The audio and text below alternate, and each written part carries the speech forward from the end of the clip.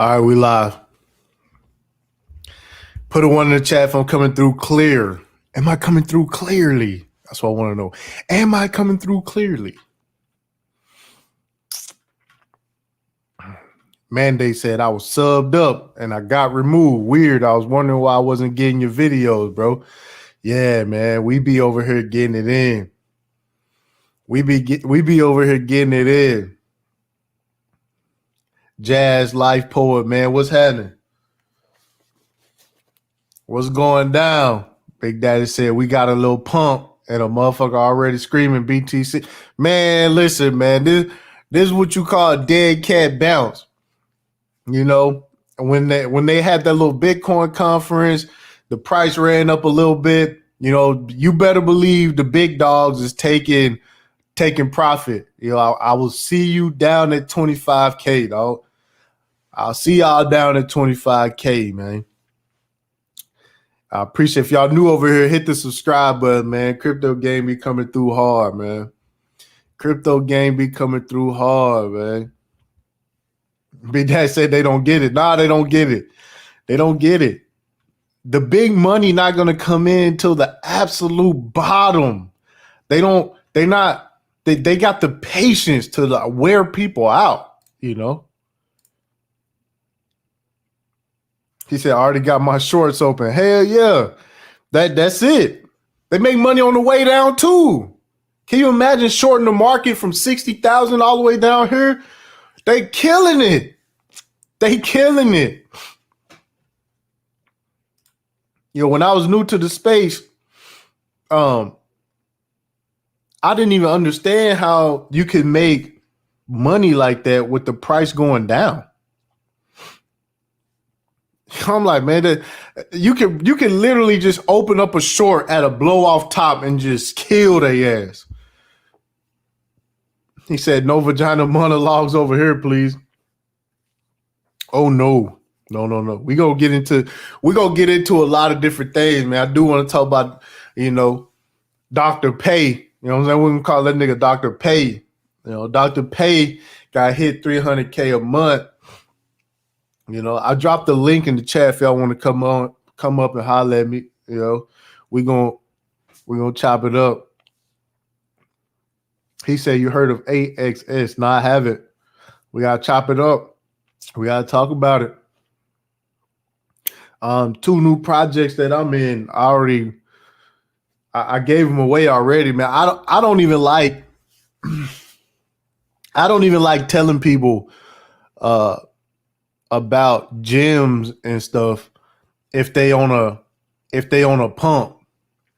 You know, if they on a pump, I don't want to tell nobody about it because, you know, dudes will go in and start buying it at the top and then it'll go down, and I would just feel awful if you just made a decision to lose your own money based off what I said, you know.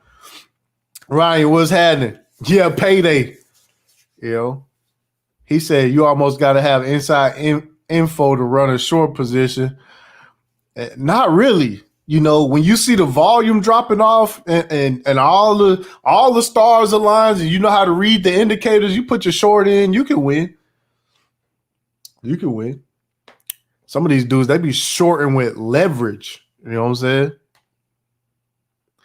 He said, am I the only one who can't hear him? Put a 1 in the chat if you can't hear me. He said, have you heard of Hedera Hashgraph? Absolutely, engineering cannabis.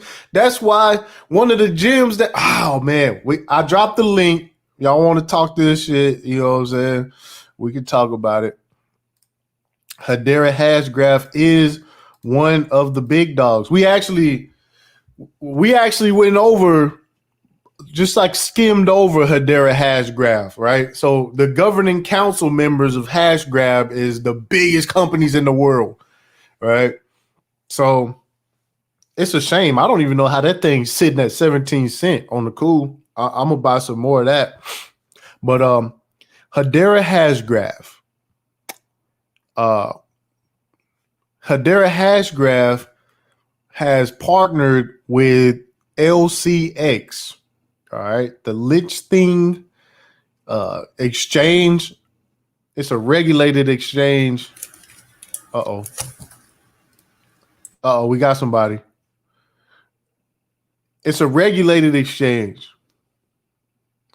And yeah, Hedera Hasgraf did a deal with him. And now, let me see, what's the price? What's the price on LCX?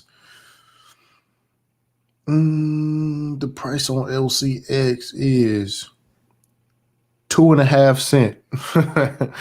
2.5 cents. He said the hash graph math is cool using gossip technology. Yeah, the hash graph is that's some interesting stuff.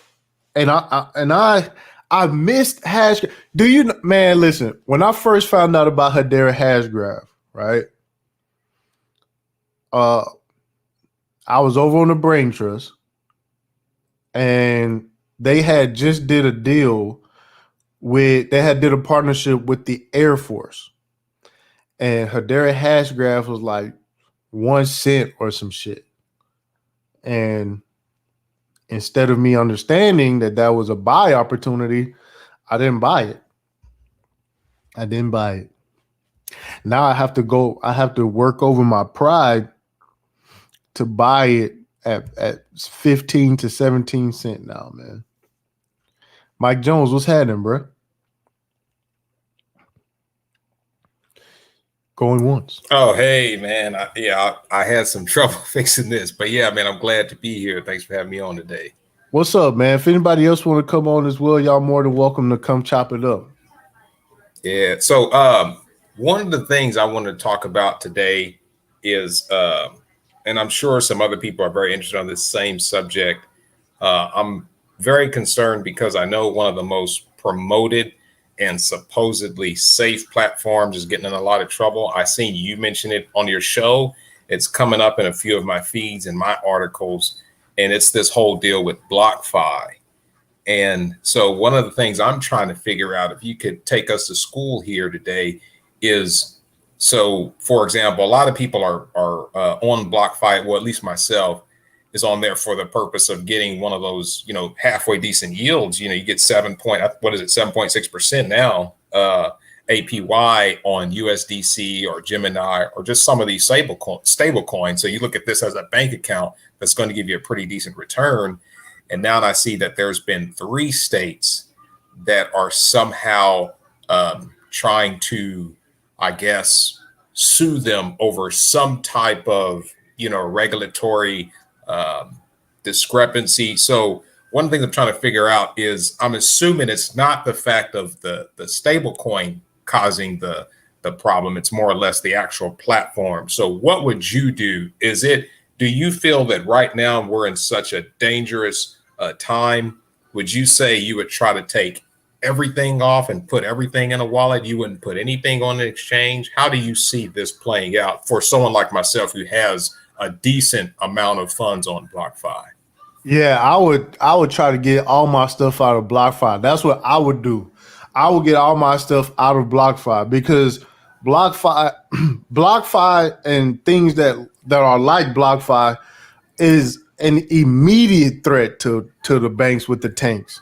I guarantee you, they do not like people staking and getting 15 to 20% returns off of their digital assets, dog. You know what I'm saying? And the banks don't have the regulatory framework to actually custody cryptos, or else they will be doing the same thing. Yeah, well, so basically, gosh, man, I mean, that's a pretty scary thing to think about, because it just seems like everybody's in trouble now. It's like no one's safe no matter what you do. The other thing, I have one more question. I know that you seem to have a different viewpoint. A lot of people are basically on this viewpoint that, let's say, with the whole XRP thing, a lot of people feel, just like I heard you mention on Oheen's show a few minutes back, a lot of people feel that, Ripple is in the clear. and everything is just going to be fine. I like Yeah, your idea, how yeah, you're yeah. saying, hey, this isn't probably going to go out as clear as you guys think. Yeah, it's gonna take they're gonna drag it out. Don't be surprised if it go on for like another year or something like that. Well, I agree with you 100%. I do see that happening, but for you to have those feelings, how do you think this plays out? Because I know when I listen to the what's his name, Legal Briefs with Jeremy Hogan, I think that's his name. When I listen to him, he explains it as sort of thinking about when some people talk about Ethereum years ago.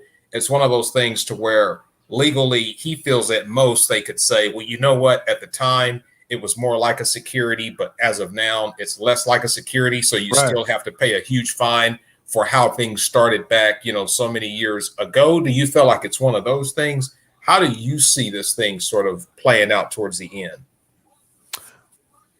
And my personal belief is that the only reason why XRP is getting so much heat like this is because they know that they want to use it for themselves. You know what I'm saying? All over the world, the railroads have been the railroad tracks have been laid for this technology to just work everywhere already. You see what I'm saying? So now they're in a position to where it's like, okay, we could we could slow them down and figure out how we can integrate this stuff for ourselves, right? And then try to get something going. Because right now, like I said, all throughout Japan, all throughout Europe, you know, you have XRP already spread. XRP has already been throughout the Bank of America's, Santander's, SBI Global. Now they got all the central banks and stuff. This thing is going on without the United States, whether they like it or not, right?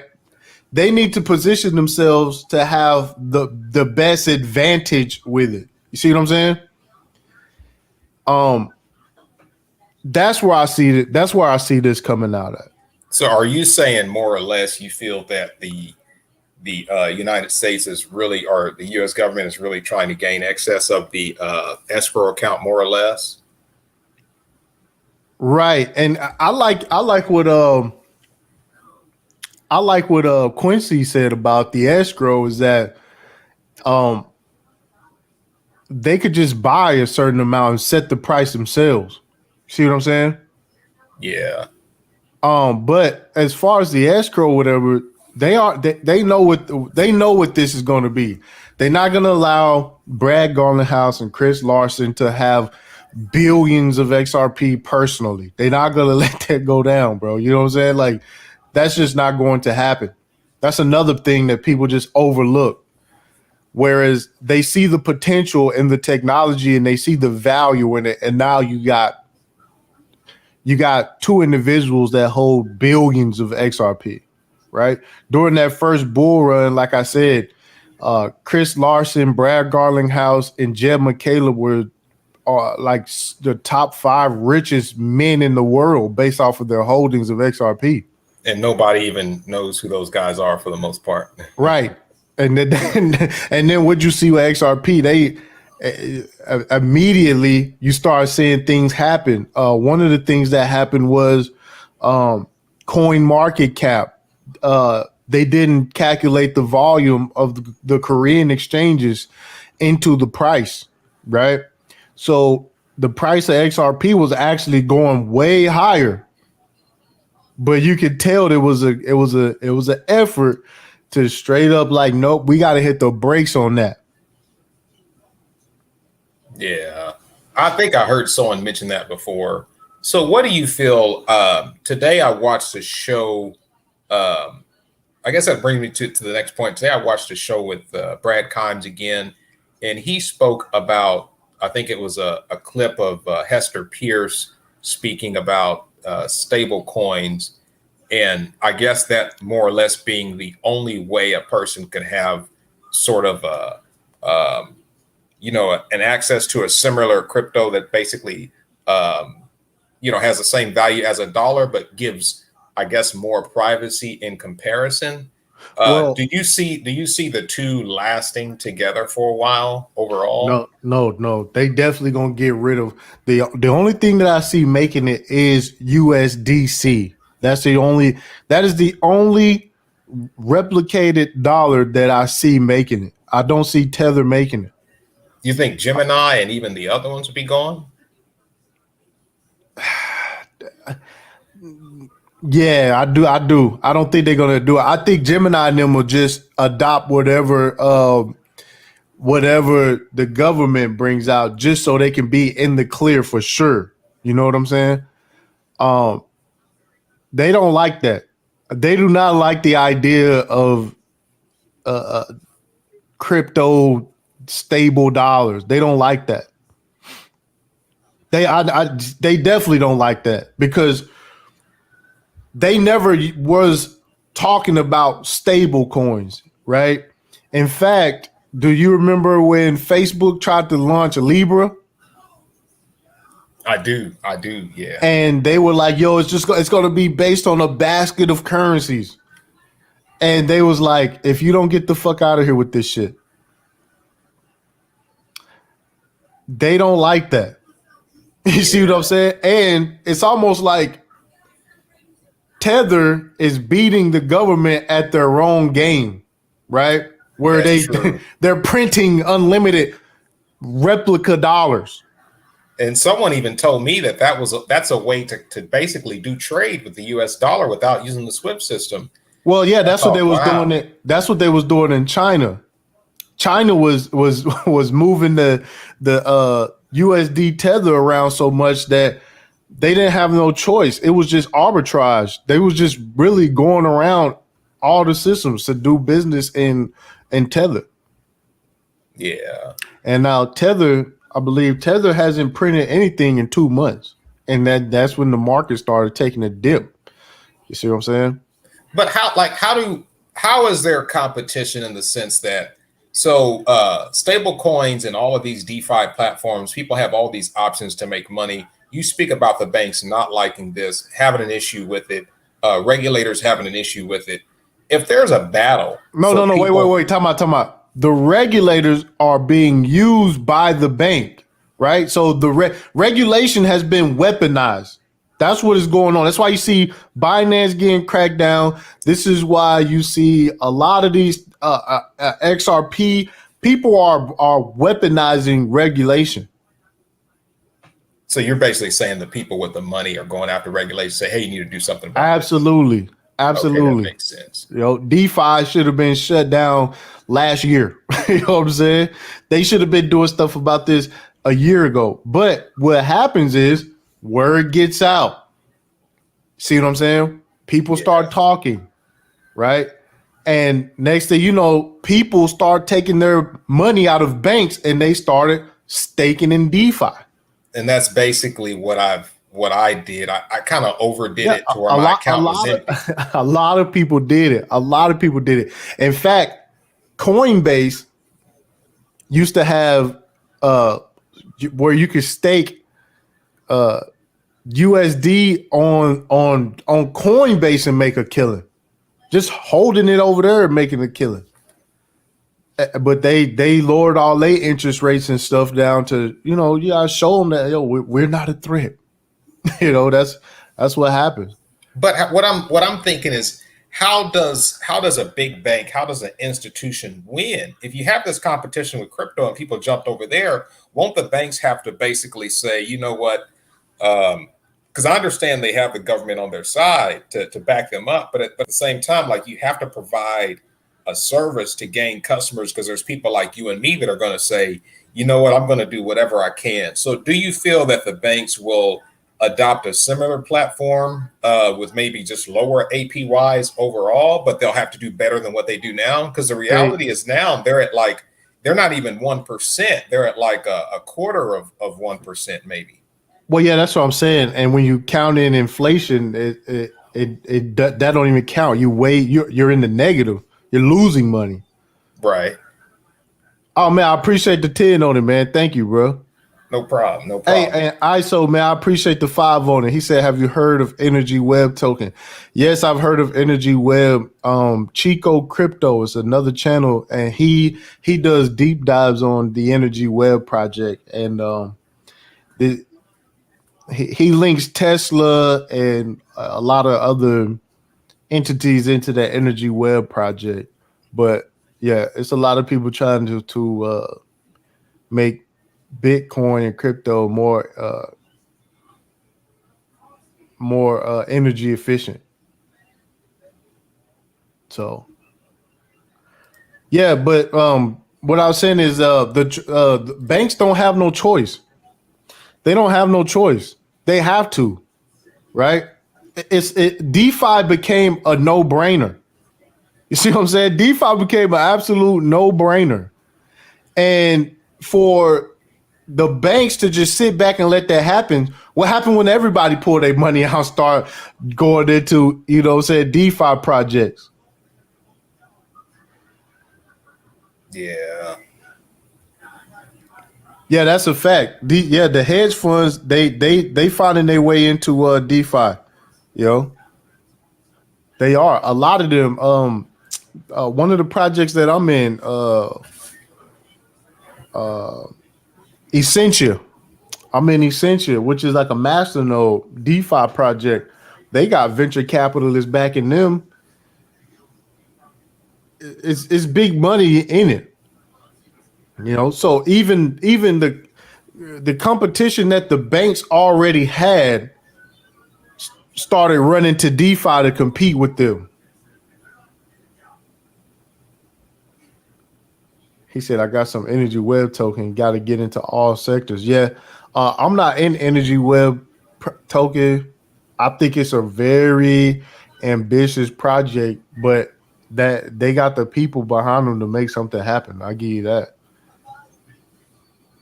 What up, ISO? Yeah, we here, man. Clue. Yeah, the hash graph is serious business. Man, I'm gonna drop a link on my community tab, man. I keep saying I'm gonna get it started, man. I keep saying I'm gonna start the Telegram group. I'm gonna start the Telegram group. Y'all hit the like button. Once again, if you are new to the channel, this is the Logic Sphere, and I am your host, TipTycity. And we just having an open discussion tonight. If y'all want to hop on, man, the link is in the chat. Vision, what's happening? Hey, Vision. Yo. Vision, I think you're on mute. Peace. Sorry, TipTycity. I'm not going to be long. All right, bro. Basically, I think there was a stream not too long ago. It was you and Zero, and there was a cryptocurrency book that you were recommending, and I tried to look it up, and I just could not find it. And you said it's a very good book. I think it was on cryptocurrency. So if I could get that title, and I've been watching from the clouds. And it wasn't a crypto book. It was an investing book. Okay. There's a book called.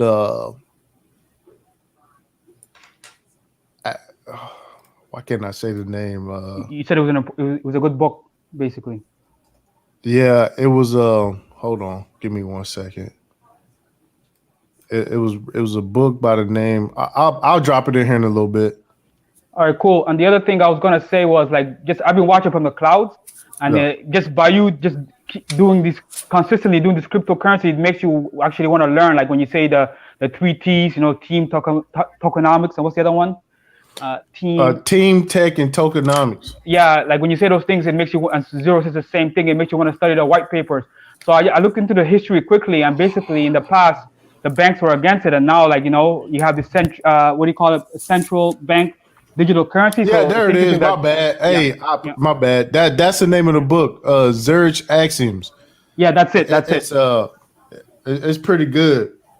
I don't know why I can't. It's an odd name. I don't even. Yeah. But I'm gonna be quick. Wall Street and Witchcraft. The same author. Wall Street and Witchcraft. Yeah. But I was gonna say, by you doing these streams, it just makes me want to research and learn more about it. And just when I looked at the history, how the banks were against it, and now you have the central bank backed cryptocurrency. So Yo, just keep it up. And the one thing is, I'm still blocked in the chat and hidden, man. So if you can do something about that, I'd appreciate it. All right, we'll work it out. Peace. All right, peace. Oh, Gone Poster, what's happening, bro? He said peace. He said salute Ty in the chat. What's happening, man? Yo, nobody say nothing, man. Bro, true. Brother, Bro, Truth, you still on mute. What's up, man? You know I'm the ICP. No. ICP king. No. ICP You king. had niggas buy ICP at the tip top. Hey, bro. Hey, bro, Listen, hey. Let me talk, man. Let me talk. Yeah. Let me talk, bro. Go ahead, man. Okay. All right. You know I had to fuck with you, man. I fuck with myself, man. I ain't even gonna lie, nigga. I think I ain't gonna lie. No. I see the price potential in it now. You know what I'm saying? I appreciate you bringing it to my attention. However, I looked into it a little further, and I had no idea how many of the initial holders they had, and they were shitting and dumping on everyone once that time frame came to. Oh yeah, let me explain that to people. Whenever you get a project that comes out, right? Part of the tokenomics is that what they have what's called founders funds, right? So that's all the developers who worked on the project. They get a share of the tokens.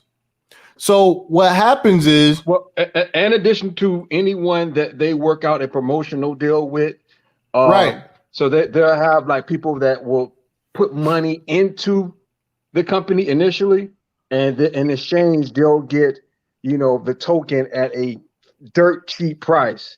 Right, and part of the tokenomics is and that's to keep them from dumping on the market at the same time. It'll be a date that'll come up. And then you'll see the developers and stuff, they will actually sell a lot of the tokens. Now, when the project is legit, that's not even nothing to be concerned about because you need the funds to keep the project moving forward. They have to fund it, right? So that's not necessarily a bad thing if the founders dump the tokens and whatnot. That's what happens, and it gets unlocked. So I guess that's what you said happened with ICP. Yeah. So in addition to the collapse in the overall crypto market, that was a huge part in the decline of the price of ICP. Not to say that the technology is trash, however, it's way ahead of its time, and it's doing a lot. It's trying to accomplish. It's as if, you had someone that has been eating Doritos chips all their life and Hungry Man meals, and then they decide to climb Mount Everest one day. What, nigga? You have never done a fucking push-up in your life. The furthest you ever walked was from your couch to the refrigerator. And now you decide to climb Mount Everest. That is one of the things that has contributed to the decline of the cryptocurrency. However, the technology is solid. They actually have websites building on ICP. It's just hella early. And another thing that's kind of fucking them up right now is that there is currently a lawsuit claiming that Definity is a unregistered security. Definity. So Definity is essentially the company that owns ICP. Definity it's called Definity ICP. So there is currently a lawsuit from California resident from California, and essentially they're accusing them of selling an unregistered security. Did they have a token sale? Wait, initially? Yeah. I believe so. I'm not 100% sure on that though. They finna be on their ad, yeah. anybody who had a token sale, I mean, recently the SEC definitely knocking on your door. So, in the case, the plaintiff, they say that Definity sold them ICP tokens out of thin air, and they didn't file the appropriate registration or whatever. And they basically seek to get compensation for their initial investment into ICP, which I don't think that they'll never get. I think honestly what it is, somebody probably, bought in at the top. And again, bro, I ain't gonna lie, man. Listen. This is a mistake. I'm human. I made a mistake. Oh no, man. Yo, I'm not shying away from it. No, wait. No. I don't be doing that to people, man, because like I said, I'd be a liar if I say I never bought the top, But how do we fix this? We dollar cost average. That's how we do it. That way, so when you buy the top, you start buying the bottom, it averages out your purchasing. No. How do we fix this? We have a stop loss. Before you know how much money you're willing to risk. Like real talk. No, so I have a stop loss on every trade, regardless of how long I plan on keeping it. If I plan on keeping it for some years, then I typically will look at the weekly chart. You definitely should be. You definitely should be looking at support levels. But on the weekly time frame, if you're looking to keep it for a couple of days, then you need to go ahead and look at the hour. I mean the 4 hour. 4 hour. Right, 4 hour. Anything less than that is noise. Well, no. I usually go down to 30 minutes. 30 minutes. Anything less than 30 minutes is noise. Yeah, I stay at 4 hours. Minutes. I like the 4 hours. Yeah. If the 4 hours is solid, man. But there are times, especially when you have anything that's exceedingly volatile, where a 30-minute definitely comes into a level of value. Because the thing is, the more volatile, which means you have price and price and time compression at the same time. Just in case brothers don't know what I'm saying, volatile. Let me say this. If you set your stop loss and your stop loss gets hit and then the asset starts to run, do not FOMO in. Yeah. Do not do that.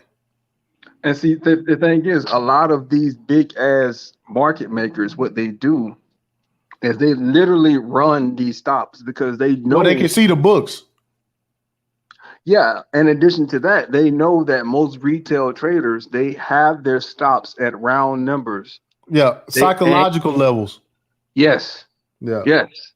Hey, let me get engineering in here real quick because Hedera hash graph, I got super bullish on it. As y'all know, Hedera is part of the ISO 222 global standard that I don't know why people aren't paying attention to that, but it is what it is. Like I said, when they unveil this new financial system, you better believe the compliance is going to be already set. Yeah, Hedera hash graph. Oh, I just finished learning blockchain. Finished learning how to develop blockchain, proof of work, proof of stake. Now I got to learn Hedera hash graph. No, let me say this real quick. This is the governing body. We already talked about this. You got Boeing, Google, IBM, LG, T-Mobile. You know what I'm saying? Standard Bank. You got big boys in here. Like, this is the governing body of Hedera hash graph. Like the Hedera hash graph. It's being known as now the blockchain killer. It has two hashes basically. One from what we call the gossip. They call it the gossip tech, where transmissions of data is basically transmitted to different users on the Hedera itself. So that exponential transmission is basically its own hash itself. So you have something like a block. You have two hashes basically in the Hedera hash graph, and I'm just started looking at it on Python, and it's it's something else. It's gonna be either more secure than the blockchain with double hashes. It's gonna be more secure than the blockchain. But again, I've only seen the application in a decentralized monetary system. Only in the decentralized monetary system. But I haven't seen it in any other application like proof of work or any other stuff. So again, I've only seen it in the financial, but I haven't seen Hedera in any other application other than the financial. Right. Like I said, I got bullish on Hedera. I already knew about it, but when I looked into it being part of the ISO standard, I was like, oh, gotta load the boat. Yeah, And then not only that, but they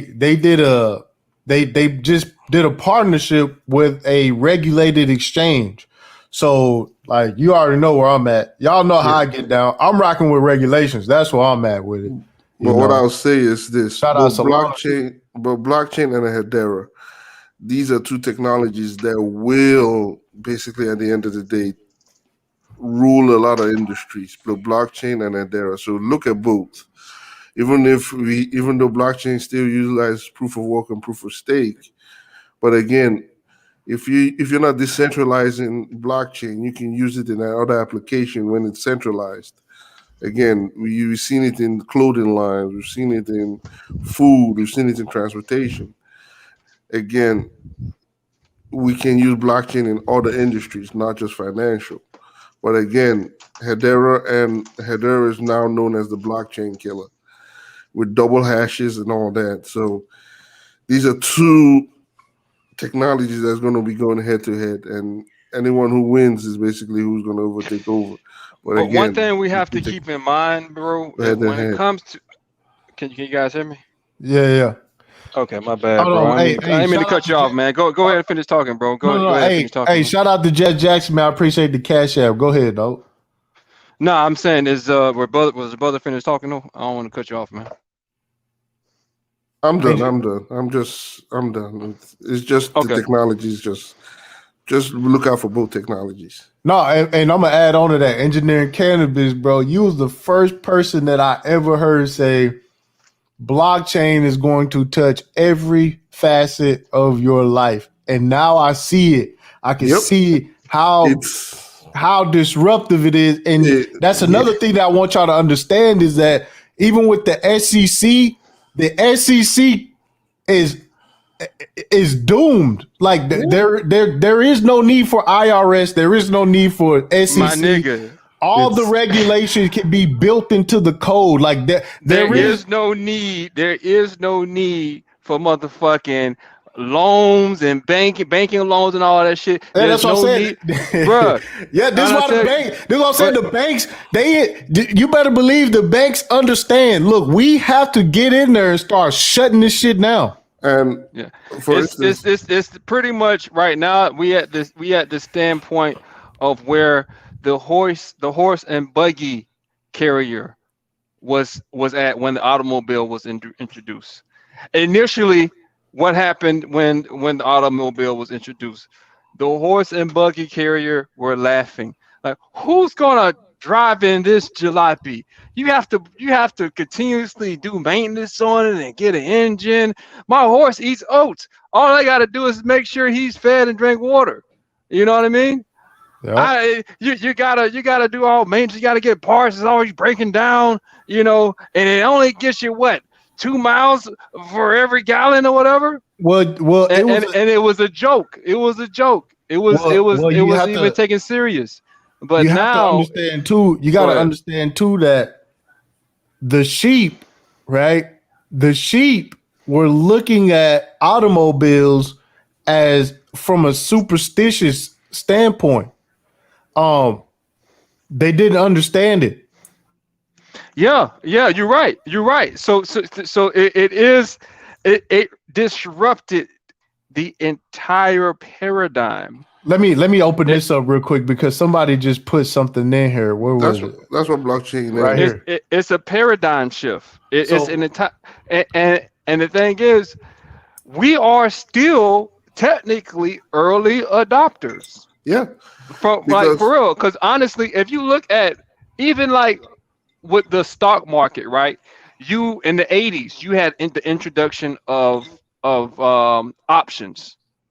When the Chicago Board of Exchange introduced options into the market, people didn't fuck with them. That was like this is like they literally thought this shit was a scam. People, ain't too many people fuck with options, and it took a while. It took damn near 10 plus years before it it it became accepted, from a industry standard. And now options are used by just about let, everyone knows exactly what option contract is. options are. Hey, listen, man. I remember when CME came out for crypto, everybody was so happy, man. The market tanked when they released that shit, man. They started shorting the fuck out of out of the market. Hey, I want to say this. Black Curl said this blockchain ruled you as guilty. I want to show you something, Black Curls. I've shown you guys this on this channel already, but I want y'all to see this. This is a project called Jur, and hold on. So I tell you what I've been doing, bro. I want y'all to see this. Hold on, let me get this out real quick. I want y'all to see this. This is Jur. This is a blockchain being built. Okay. It's available in 168 countries. Now, this is the penal code put on the blockchain. All right. Just so y'all say that, but this is where this was going down. This is a good part because we should also have. So I think go ahead, bro. The blockchain should also be applied not only to the jury system but also to the police department. Right. So even in this, they have voting in it. Right. So now you got validators pretty much counting as votes and stuff. You see, I don't think what it is, man. Most brothers, or most niggas, most people in general, they don't understand the value when it comes to blockchain technology and the verification that it allows, especially when it comes to NFTs, right? Yeah, this technology, the encryption technology in general. So encryption technology in general is not understood by most people. So there is a automatic ignorance aversion to it. You know what I mean? Like I find myself doing this too. Like if I don't know enough about a subject and I hear it, right? And that's some bullshit. You know what I mean? I automatically write it off because I'll use my surface level understanding of it to think that I know everything. Have you ever heard of the Dunning-Kruger effect? Yeah. So it's basically it's the principle or theory where the more you know about a subject, the more you feel inept, or the more you think you don't know enough. So the more you learn about something, the more you like, damn, I don't know what the fuck I'm talking about here. Like, but the more ignorant you are of a subject, you think you know everything about it.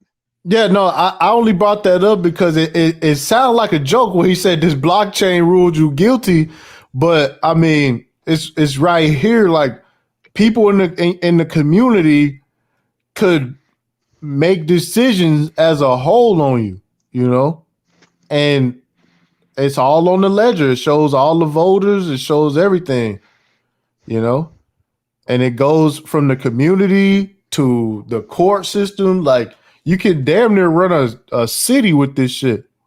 Oh shit. Okay, my You bad, can bro. put I your thought criminal records in it. honestly, my bad, bro. I went on some fucking tirade for no goddamn reason. I thought he was talking shit about like blockchain technology in general. My bad. No. We understand over here, bro. Gotcha. I'm No, tripping. we I'm understand over tripping, here, bro. bro. Nah. Yeah. Facts. Yeah.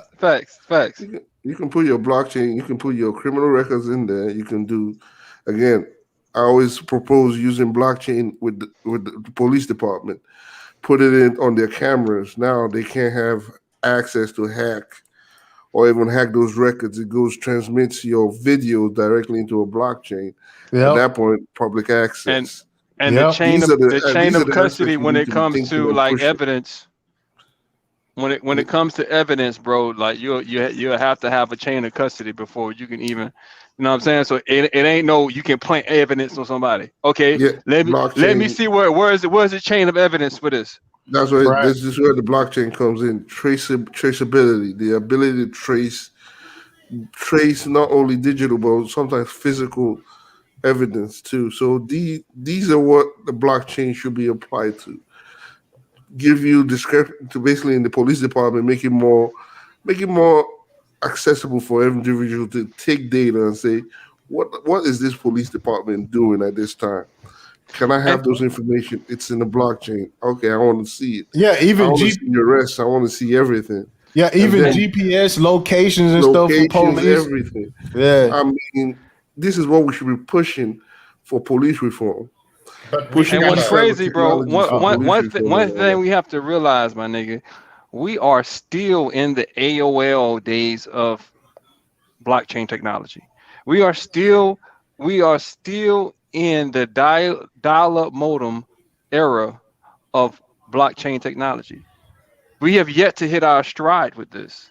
But where do we go? Like we've got to address the elephant in the room, guys. Like all of the stuff you guys are saying is great, but don't you guys have that fear to where this will replace so many people that UBI has to happen, and we're looking at massive unemployment, massive taxation. As good as it sounds, it It's too also late. sounds It's too. scary.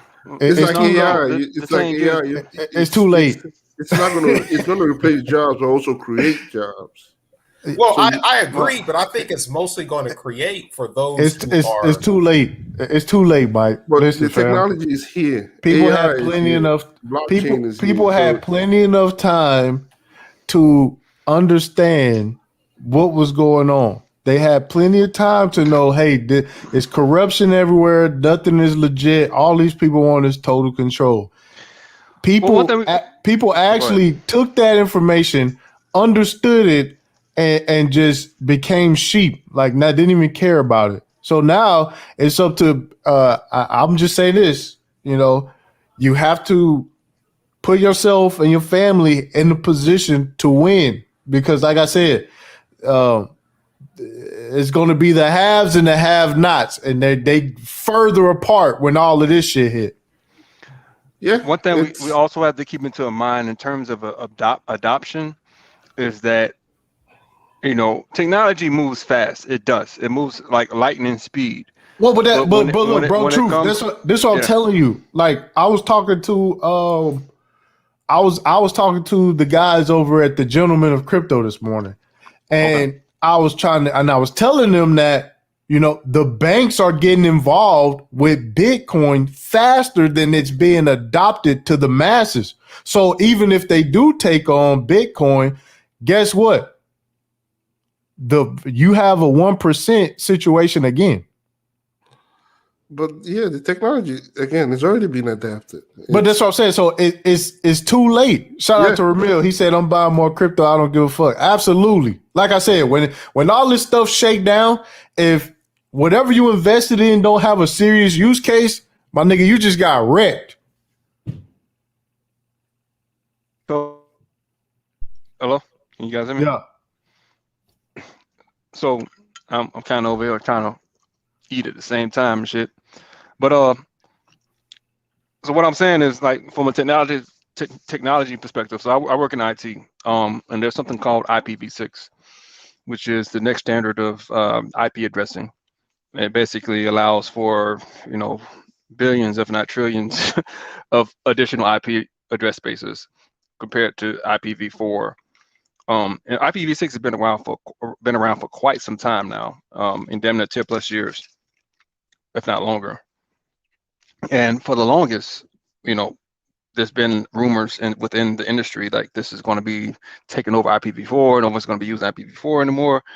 But we're still primarily a lot of technology, a lot of networks I've worked on anyway, still use IPv4.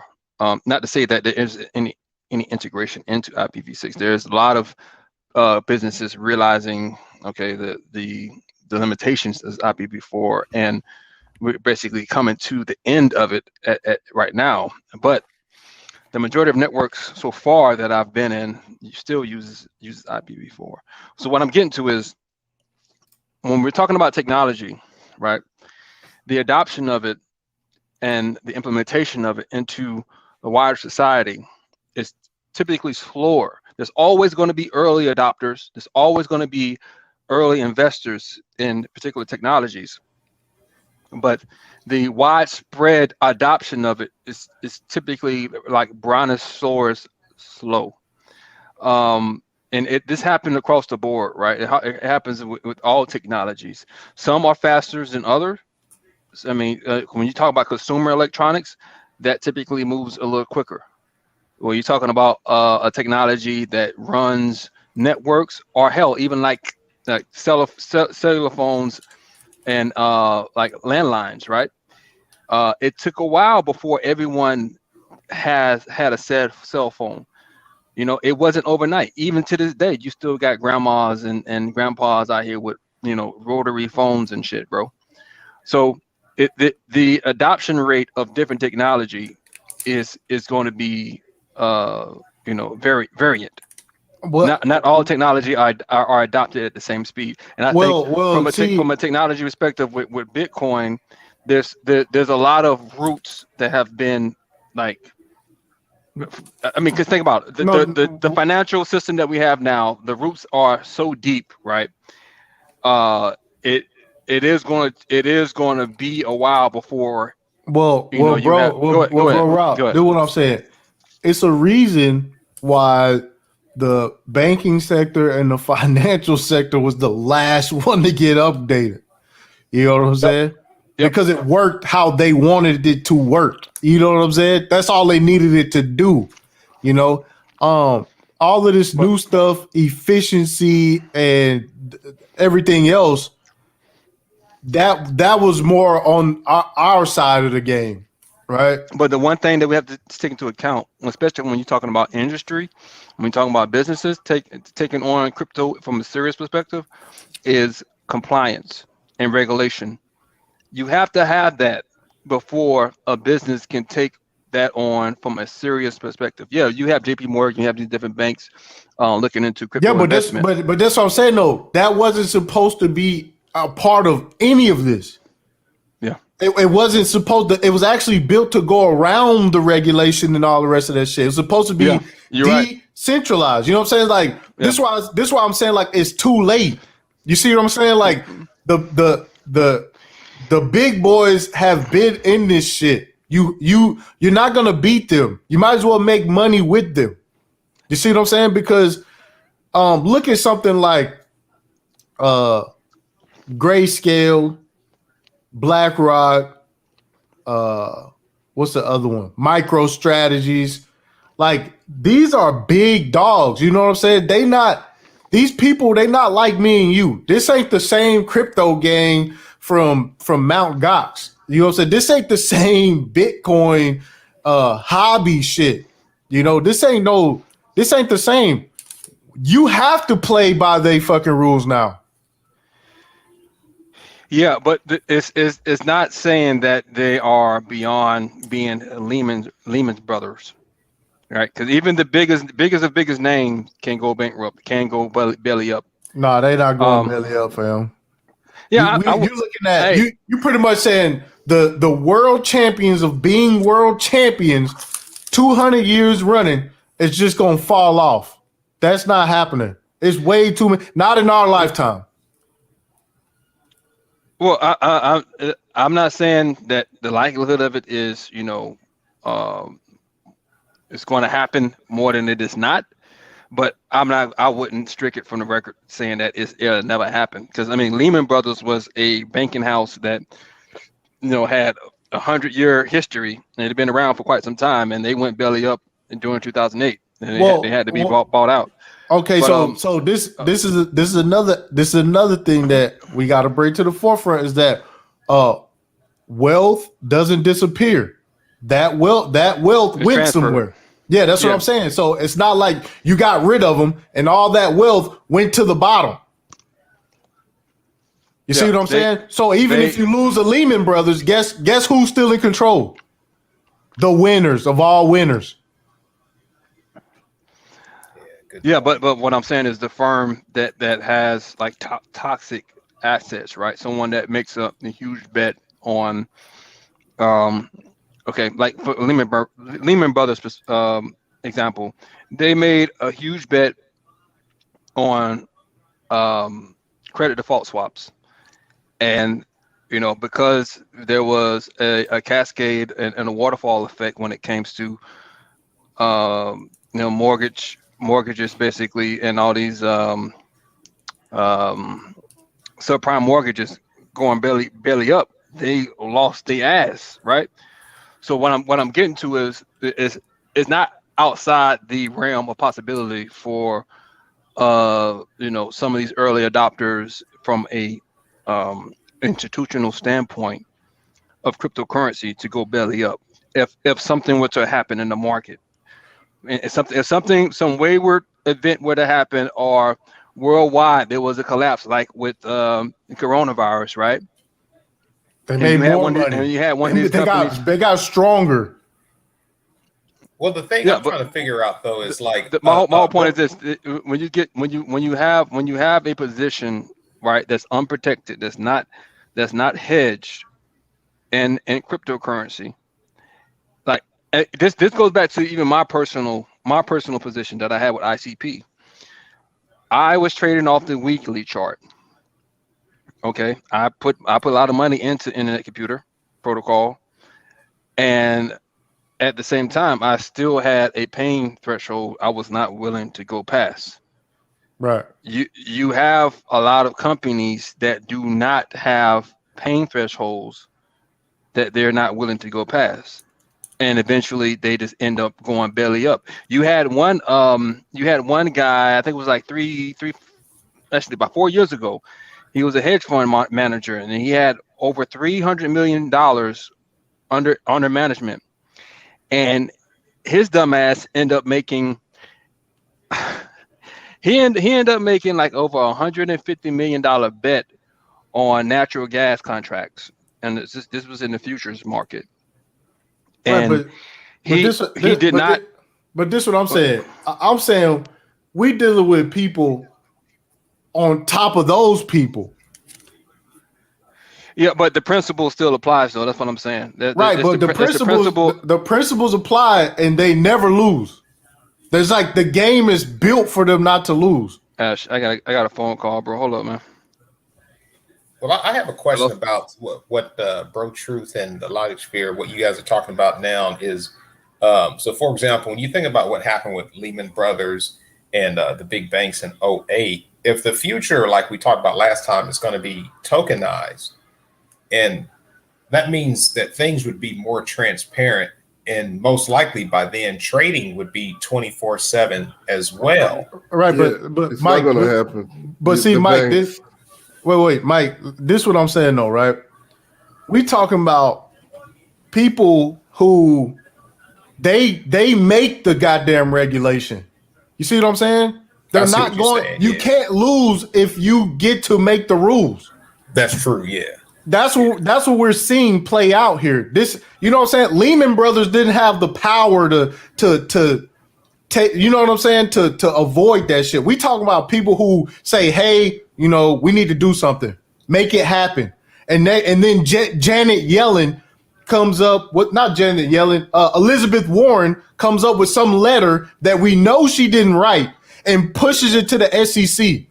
They're just puppets. Someone's pulling. That's what I'm saying. Who wrote that letter to give the SEC a 20-day deadline, bro? That is power. Whoever wrote that letter, they're not going to lose. But the thing is, what we're not talking about is these black swan events. These black swan events that occur that no one is prepared for.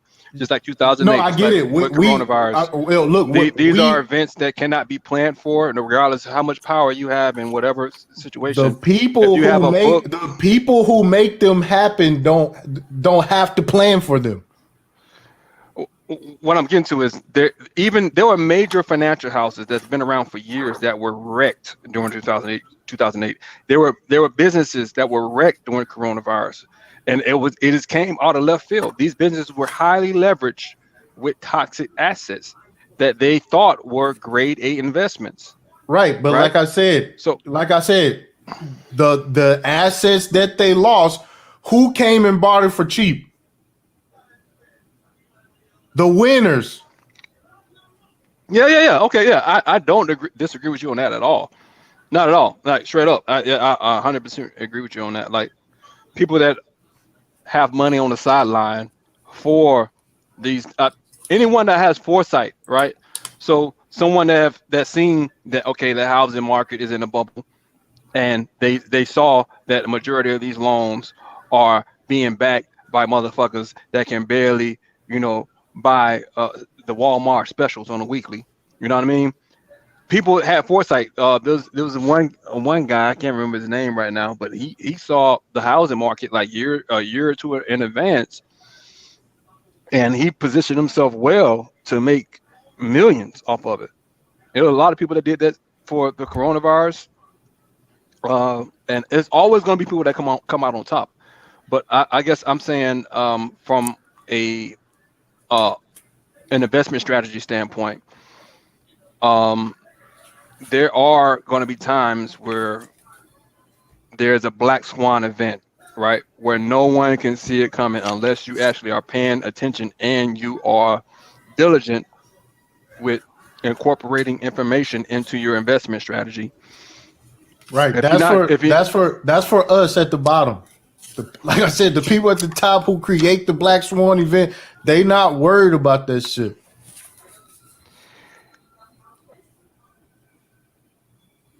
Those are the people who are making the route. Those are the people who saying, you know what, that XRP stuff that Jeb McCaleb has been selling for years and making hundreds of millions of dollars. You know what? Tomorrow, let's say that's not a security, or let's say that's a security. Or just bring it up in question, right? That's the power, dog. That's the power. Let's allow Ripple to operate for 7 or 8 years openly, and then now all of a sudden, you know what I'm saying? Let's do something about it. This is what I'm saying. Like This is why I'm saying don't get wrecked trying to be cool, man. You know what I'm saying? Trying to be on some free market society shit, man. You're gonna fuck around and get wrecked, because look at what's happened with BlockFi. BlockFi is going to bend the knee. Yep. They are going to bend the knee. I think Binance is on the same track too. Absolutely. Tether is about to be on the same track too. They are going to bend the knee. All of them. And TipTycity, this is exactly what I'm talking about, though. These are black swan events that you and I and everyone in the chat understand what's going to come down the pipe.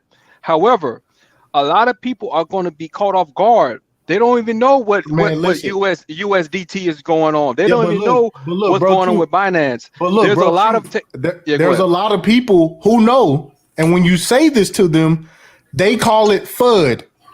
Yeah. George. So it's not that they're getting caught off guard, that they're trying to be cool on some free market society shit, and they're gonna end up wrecked. I mean, that's what it is. That's one tier. That's one tier of investors. You also have another tier of investors that only know of Binance by name. They just found out what Binance was. They just found out what Tether is. They don't know anything outside of that. I can use Tether to exchange for another cryptocurrency. That's all they know. So there's different tiers of knowledge when it comes to these crypto investors. And what I'm saying is, even from a institutional standpoint, there's some degree of ignorance. There's a level of ignorance, even from an institutional standpoint, where they will have a whole team of mathematicians, a whole team of quants working on trading. However, they don't even understand the fundamentals of a particular coin, or they don't understand the fundamentals of a particular market. They're so myopic in their scope. They don't look at the wider viewpoint. They don't look at what's going on with Binance. They don't look at what's going on with Tether. Right, So they are susceptible to be to succumb to a crash that's sparked off by Tether, that's sparked off by Binance. That's what I'm getting to. right. I'm telling you right now, the losers who take an L to all that shit are people who ignored the obvious, who thought that the shit can go down and then everything was FUD. Everything that was quote unquote negative was FUD. Right? It wasn't reality, it was FUD. But Yeah, you my bring whole up thing some is good my whole points. thing is this though, is that just like you can have. Let me finish chewing this shit. I ain't trying to talk on the phone when I'm off full of food. 1 second. Yeah, but see, that's what I'm saying. Like the people with the mathematicians and all the rest of that shit, they ignored Ripple while they were building this network around the world. They have the power to not lose in that situation. You see what I'm saying? Like that's But just what it is. and that's what I'm talking about though. Just like from an individual perspective, right? We can remain ignorant on a particular subject or topic in any scenario, right? Same thing with massive, huge corporations. You have corporations that are used to doing business in one particular way. They've been making money in a particular way for years upon years. Why change that formula?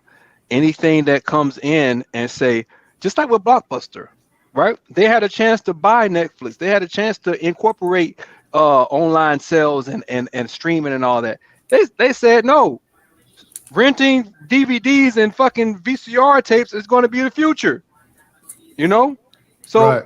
that's what I'm saying. That level of ignorance is not just from an individual standpoint. That actually spreads off across into the macro. Even corporations could have that level of ignorance because they have been so ingrained in their standard operational procedures that they are not willing to change that path they've been wearing down for decades. Well, all I know is there are people who are weaponizing regulations like they always do. They can come up, they have the power to influence whoever makes the rules, and they will make this market whatever they want to make it. Absolutely. I don't disagree with you on that. There are whales that are well versed in the crypto market. They've been here since the beginning and they know the levels. They know exactly what they're doing. They know they literally get together in Yo, conferences and but say, look, this I'm is a, what we're going to do. Go if ahead. I'm gonna if Joe Biden goes on TV tomorrow and says anybody holding Bitcoin, you are now committing a felony. Wait a minute. Joe Biden doesn't speak English, so it wouldn't be him.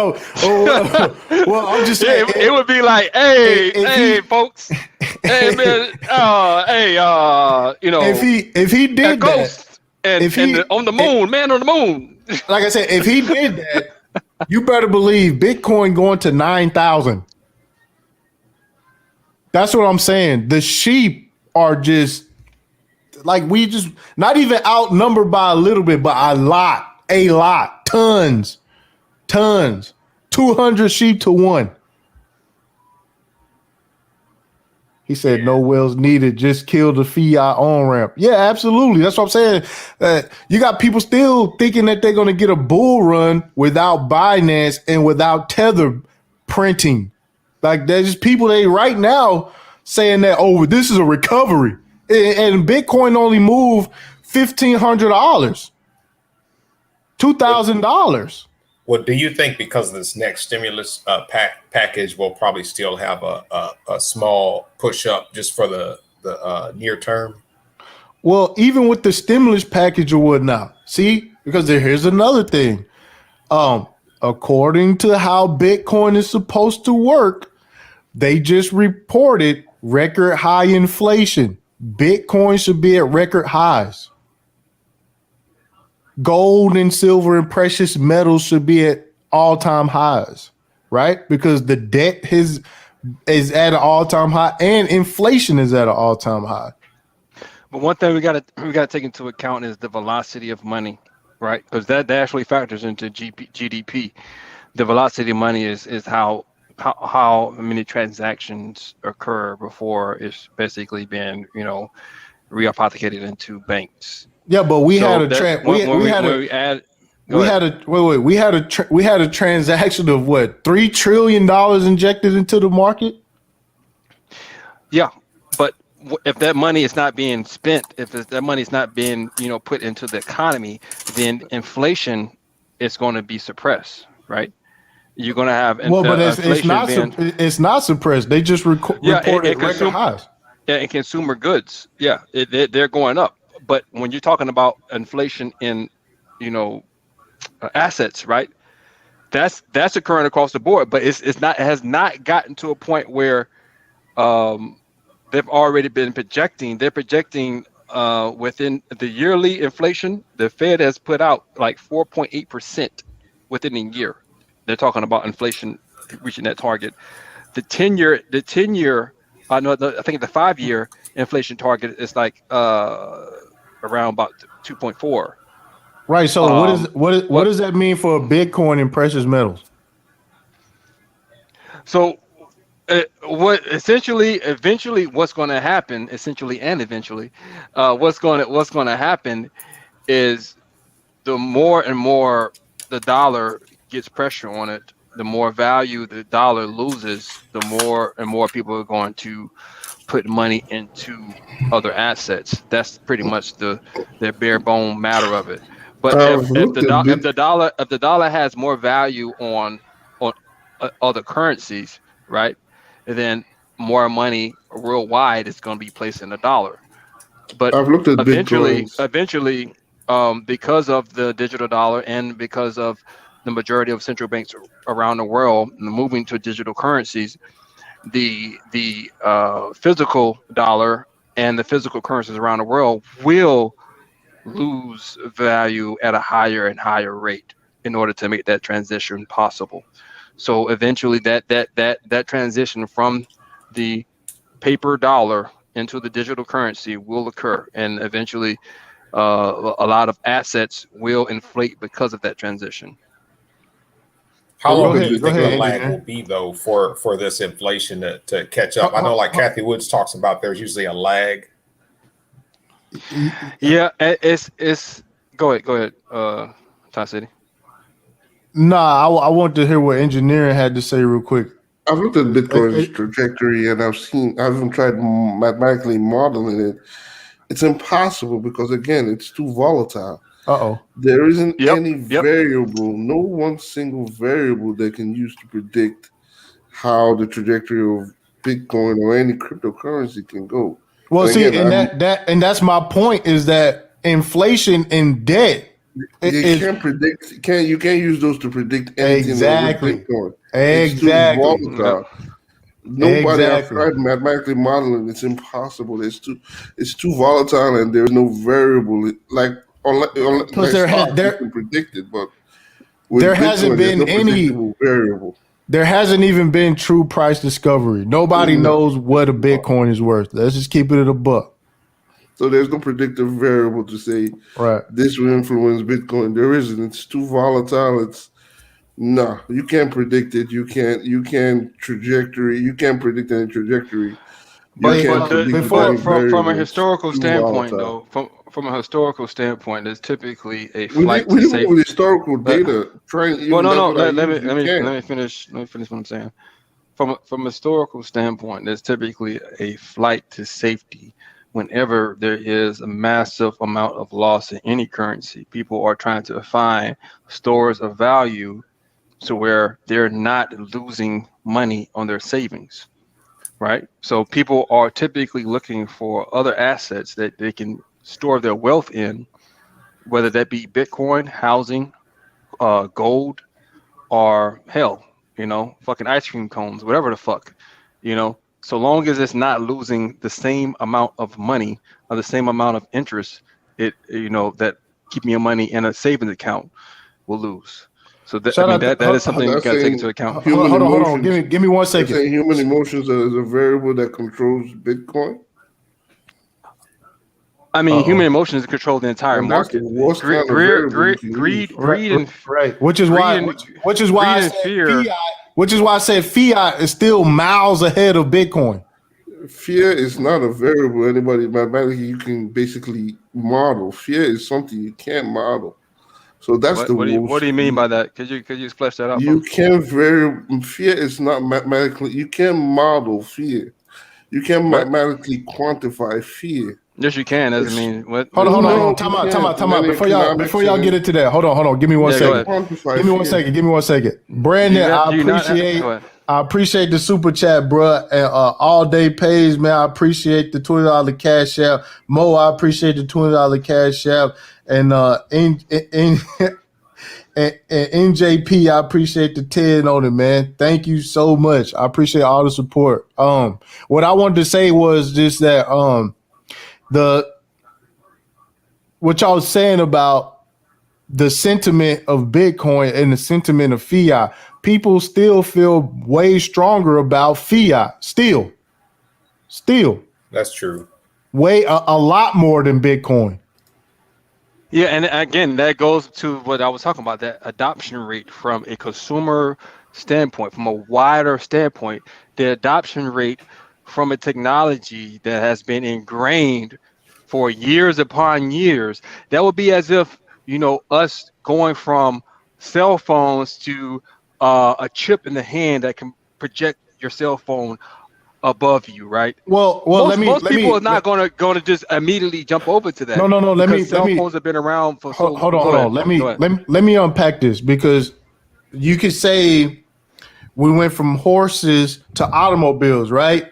That was clear. Okay, the horse But it had took a while. It Wait, took a long time. Go time ahead. out. Let me get this out. The horse had absolutely nothing to do with the automobile. Okay, now moving from dollars, fiat, to Bitcoin. Bitcoin is priced in dollars. Bitcoin is priced in dollars. You see what I'm saying? There is no clear break there. But it's not priced just in dollars. I mean, you can price Bitcoins in any exchange, right? If you want to. The market prices Bitcoin in fiat. Yeah, that is one market. In fiat, right? Fiat. When you're talking about fiat, there's exchanges for Ethereum and Bitcoin. There's exchanges for Ethereum and Yes, but that's not how the world does it. The world doesn't price Bitcoin and Ethereum. They don't price Ethereum and Bitcoin. All of that stuff is priced in fiat. That's what I'm saying. Yeah. You're right. From a transactional standpoint, when you're talking about trying to unless you're trading. Absolutely. That's what I'm saying. You're right. So we haven't. That's what I'm saying. It's hard. It's harder for us to do it, but we have to see this how the sheep see it. Yeah. Are you gonna miss? You see what I'm saying? Yep. If you run out there thinking, "Oh my God, a lot of Bitcoin maximalists," they just run out there like, "Yo, this is it. This is the world reserve currency," and blah blah. And it's like, no, how is that the world reserve currency if it's priced and valued in fiat and in dollars? You see, that's what I'm saying. I'm just saying, like, you got to keep a logical mind frame with this. Otherwise, man, it's super easy to say, because trust me, once you know about fractional reserve banking, the Federal Reserve, all you want to do is say, let's use Bitcoin only. Let's price things in Satoshis, right? Let's do it, because that's how it's supposed to be. But like I say, we're so far off track with this. Lionel, what you got on it, bro? Yeah, I just want to agree with you. 2 points? I want to agree with you. Yeah, Bitcoin is priced in USD. Whenever you go to the charts, You don't just put in BTC, you type in BTC USD. Even if you type in BTC USDT, it is priced in dollars. Whenever I ask you how much is Bitcoin, and you will tell me, oh, it's worth such and such amount, $30,000. It's priced in dollars. And what other people are saying is, yeah, they want BTC to be the world reserve currency or to be this, but you have to change the dynamic in which the world reserve currency is a dollar. You have to not only change. See, what people are asking is, oh, we want things to be priced in Bitcoin. That's a monumental shift because everything is priced in the dollar and has been priced in the dollar, and people are dependent on that retirements, all the way down to you getting your haircut. You have to change that. That's a monumental shift. You just don't change it on a dime. It takes a while. And the other point I want to chime in on is the people's fear being. The gentleman said people's fear cannot be. I think the word he used, calculated. It can. Yeah. Uh, it, it, yes, because it's the stock market. You have to understand it's a market. Just like a market is the farmer's market or the flea market. It's a market. People come to a market to buy and sell. And people buy and sell based on whatever price they think it's a good price to buy something, or whatever price it's a good price to sell something. So, case in point, we're talking about Bitcoin. People are buying Bitcoin at whatever price. People buy the Bitcoin at the bottom, the mid, the top, and people sell to those people who are buying that Bitcoin, and vice versa. This is a human psychological thought. Oh, this is a good price to Bitcoin. Oh, this too much. I'm gonna sell. I already bought it 9,000. I'm gonna sell. And that collective, that mass human psychology can can be charted, and it has been charted for over 100 years. Yes, that's Right. exactly what I was So, gonna. That's the point I yeah, was gonna make, man, brother. that's why I brought up psychological levels and stuff like that. Let me hit this right here. Tay must be new over here because he says the world is leaning towards digital currency, no matter what. Get in tuned or be left out. Crypto is the next thing, to be honest. And I agree with you. All we do is talk about CBDCs over here, distributed ledger technologies and interoperability. That's all we talk about over here. What country is using what underlying technology to run the test bed of CBDCs? So yeah, we agree. Yes, CBDCs are coming, and the sheep are going to love it. The Yeah, sheep and are going to love it. The poor people, like I said, the CBDCs are going to be programmable poor people money. All the underlying assets is where the value is going to be. Oh, go ahead, Rochu. no, I'm just saying one thing In we my have. opinion, in my opinion, in my opinion. But it's one thing we have to keep in mind. You know, this is not going to be an overnight shift. This is not going to be an overnight change. Shit. There's going to be some time required for regulations. There's going to be some time required. We are early adopters.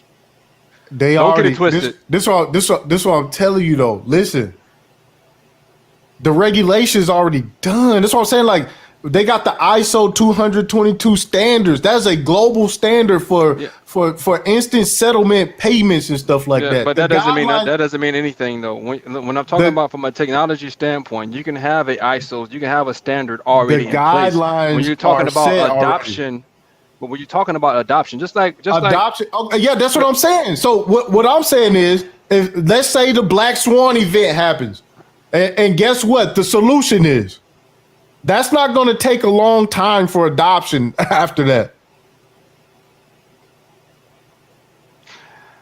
I mean, yeah, granted, that could be a catalyst. That could be a catalyst to switch over. I'm not saying that that's not possible. Not at all.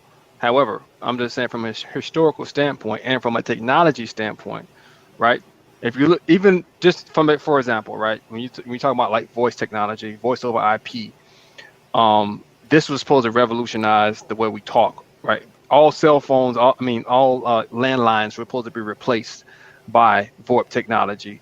Instead of going over analog lines where you had copper wire and you had, voice signals actually being generated and mux and demux on copper wire, you would then transition from analog to digital, where you had, voice packets being, transmitted across the internet. That was supposed to revolutionize the voice over IP technology market and take over everything. And still to this day, we still have people talking on analog lines. So that's what I'm getting to. The adoption rate is not as always as fast as most people think it is going to be or should be, right? We're still around here driving. Most cars on the road are still what? Gasoline, even though electric cars have been around forever, right? Electric car, you would expect that as soon as an electric car or a car that drives on something else, once they hit the market, everyone just would adapt to that instantly. However, because of the system that we have in place, we have gas stations everywhere. And people have become accustomed to using gas stations to fuel their car up. That type of system takes a while to replace. It's not going to be an overnight thing. That's all I'm getting to. Let me get engineering cannabis in here to flush out what he was saying. Yeah, I know you were saying that in terms of human emotions, in any economics or any model, any mathematical model in terms of buying and selling, the human emotions are so dynamic that it's impossible to model or quantify. You talk of quantifying, basically, you talk of what you're quantifying emotions based on what you buy or sell, but you're not still quantifying the human emotion. There isn't any economics or any economics model that can pinpoint saying you can quantify human emotion. It's too dynamic. I'm sorry. It's too dynamic. Can I chime in on that? Because the entire principle of technical analysis is based off of human emotions. Technical analysis is based on past. Yeah. Wait, human fear and greed. Let's get one at a time. So, bro, True, finish what you're saying. Let engineering finish what he was saying. I think I cut him off. He was still explaining himself. Based on that, I model. Shout out to Dorian, man. I model most of any kind of analysis. I model it, even in any principle in any stock market or anything. The ability to actually model human emotions is not feasible. Again, it's too dynamic to model human emotion. Any psychologist or anybody to model human emotion, if you can't do it right now, it's big money. So that I understand your argument. You're saying that the human emotions cannot be modeled. That's your argument. It can be modeled. It can be quantified. It's too dynamic. It's too unpredictable to model. So I totally disagree with you on that in some regards, because again, the whole entire aspect of technical analysis is based off of modeling human emotions. That's what the market is. No, it's based on modeling past data and quantifier variables. It's not based on modeling. Can I finish explaining myself? Emotions. Can I finish explaining myself though? Okay, so the entire market is based off of fear and greed. Okay, that's what people when you get down to the bare bones economics and a lot of economics. Can you let them finish? Will tell you it's not. Let me finish. Let me finish. I didn't cut you off, bro. I mean, I wanted to make sure I understood your argument before I started talking. So if you got some more to say, man, let me know. Yeah, this ain't an argument. It's not an argument. No. It's not an argument. What I'm saying is I want to understand his position. When I say position and argument, is used interchangeable. It's not an argument like we're at each other's throats or whatever. I just want to understand his position. That's all. Yeah, your position is that human fear and greed cannot be quantified. Is that what you're saying? My whole human emotion in any economics database, any economics model, you cannot model human emotion because one, it's too dynamic, it's too fluid. You can't model something so fluid and so that changes at a. You can model something I that you think I have can't your understand. So just to make, I just want to be clear. I have your arguments understood that you cannot model human emotions, which is fear and Currently, greed. no, you cannot model Okay, human emotion. that's incorrect. I'm sorry. That's completely. Anyone that How do you knows about trade. which Well, which let me paper have you finish. Let seen me. I will explain Let him quantifiably? myself if you finish. allow me. Engineering. Let Yeah. him finish. Let me. Yeah. I've heard your argument. Your argument, from my opinion, I don't think is correct. Now, we can come to a consensus or an agreement, whether whether that's wrong or right, or we can, to agree to disagree. This is But based on research. Engineering. from my perspective, the entire realm of technical analysis is based off of modeling human emotions, which is fear and greed. The entire practice of technical analysis and tracking the market is based off of those two emotions, fear and greed. Whether you come down to you have machines doing AI quantifications of the market, and they buy and they sell into certain markets, that's still based off of human fear and greed, because what, they're programmed by humans to do certain things at certain levels, based off of what, the actions of other humans. That's why you have market makers that will create runs. They will create certain prices, right? They'll go ahead and do a run on stop losses, because they know most people will set stop losses at round numbers. They'll set Right. stop losses at certain price levels, and you'll have, if anyone does technical analysis, you'll see a long candle wick, right? And then you'll see immediate reversal. You know what that long candle wick is? It's those market makers hitting stop losses. Those market makers are basically, they know there's a shit ton of cash at certain levels that people are basically like, all right, I'm going, if it hits this level, I'm out. All right, Market makers know that. Let me hold on. Let me say this. Let me say this, and then That's based off of human emotions. That level is based off of human emotion, which is fear of losing. What you think FOMO is? FOMO, fear of missing out. Let me say this, and then I want engineering to chime in on that. This is why when I say, the bottom is in, whenever people say my wife left me, I'm getting a divorce. When people start, skydiving without parachutes and shit, that's when you get out. That, you know what I'm saying? Because it's got stressful, and you are, now for me, you can see this play out on social media. You can see this play out in the news stories and stuff. In fact, you'll see whole fake misinformation stories dropped out because they want people to feel some type of way about something. Like, the market is manipulated on irrational emotions and shit. Like, they do fear fuck and with greed. People. Yeah, they fear fuck and with greed. Okay, every single market book that I've read, every single stock market book that I've read, it talks about psychology. Go ahead, bro. Coming from a guy who actually models this stuff with reinforcement learning and AI, who does it on a daily basis, the variables I use has never come out of fear. Wait. Engineer, I do agree with you that it cannot be quantized. You right? can't quantify. I get what you're saying. Yeah, you can't put when I want to model the stock market. Right. You can't put a number or nothing on it. You can only trigger the emotions, the variables you can control and wait for the reaction. And understanding human emotions is again a task that we've not able to do. To understand the stock market, to program an algorithm, to understand how a reinforcement algorithm, to understand how a stock market can move based on past data. There isn't any variable that states I don't know about this that is fear or this is anger. The variables used are the variables that are used in any economics paper.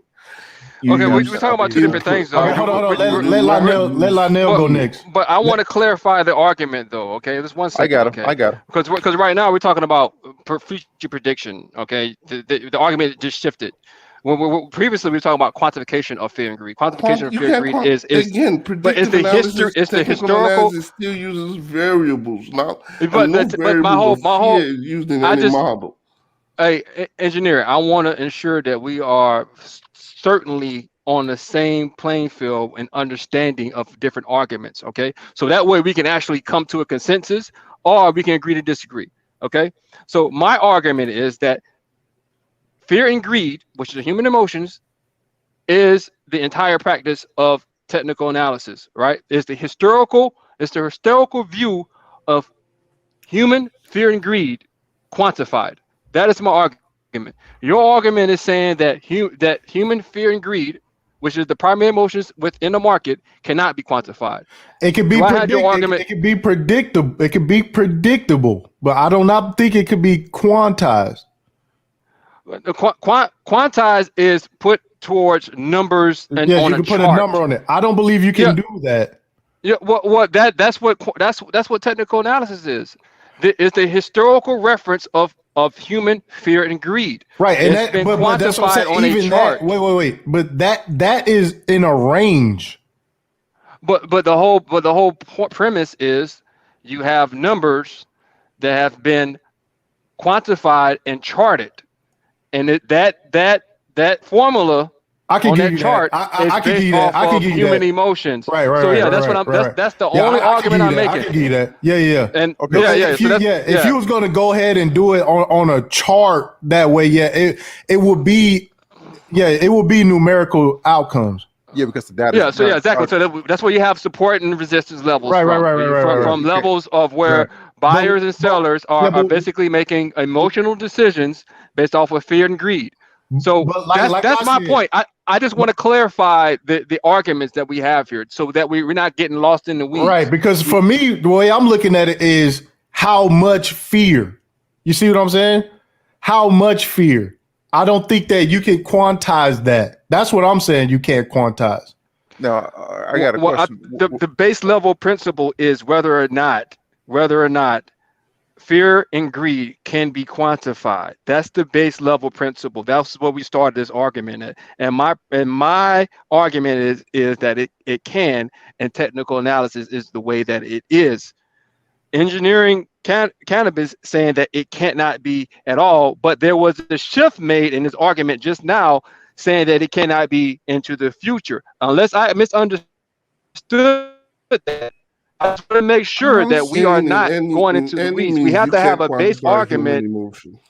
In any means, even in the past, okay. Even in the past, you can't quantify. Even in the past, you took in the past. Yeah, Lionel, go ahead, bro. Go ahead. Lionel, go ahead. Let Lionel ride, man. Go ahead. So, engineer cannabis, what field are you in? Data science, AI, machine learning, deep learning, reinforcement learning.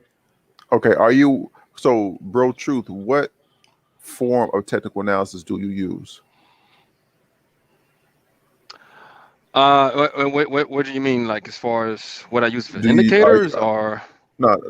Are you a naked trader? Are you harmonics? Are you elevate theory? Are you pure price action? Do you use primarily? I use Ichimoku Cloud, and moving averages, and also I do a lot of volume price profiling. Okay. So volume price profiling essentially takes volume price profiling takes volume and price into account. So you can define levels a little bit better. I know what it is. So, engineering cannabis, are you in the field of economics? Yeah, I study economics. Yes. So, I study macro and microeconomics. I study the variables that you use in macroeconomics, especially when you're using machine learning and all that. Yes. Okay, so economics use variables that are where the temperatures are taken from the economy, and those. And you correct me if I'm wrong. And those, excuse my bad. And those variables are taken from export, import, housing, all that. Right. The transportation industry, housing, like you said, all of that. And they gather that information and they take a temperature of the economy, right? Yeah, based on all that, create a model and say, based on the model, this is what's going to happen. Right, off the economy. Yeah. You have to understand that The stock market is not the economy. I understand that, but it's again, Okay, you can use well, yeah, past data. I understand.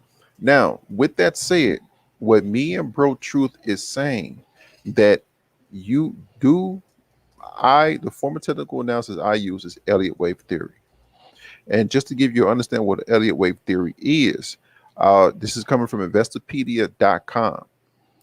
So Elliott wave theory is a form of technical analysis that looks for recurrent long-term price patterns related to persistent changes in investor sentiment and psychology. Ralph Nelson Elliott developed Elliott wave theory in the 1930s. He didn't. So what he did was what's the word I'm looking for? What Ralph Nelson Elliott did was he galvanized what was already there into something called Elliott wave theory. Elliott believed that stock markets generally thought to behave in somewhat random and chaotic manner, in fact, traded in repetitive patterns. And a lot of people say these are fractals, which you can see these are repetitive, ongoing fractals. So what we're saying is the economy is not the stock market. Stock market is not the economy. When we're dealing with the stock market, it's a market. So we're talking about Bitcoin. People who trade Bitcoin, BTC USD, they go and trade that trading pair, that specific trading pair. We're not talking about other variables such as well, let me finish.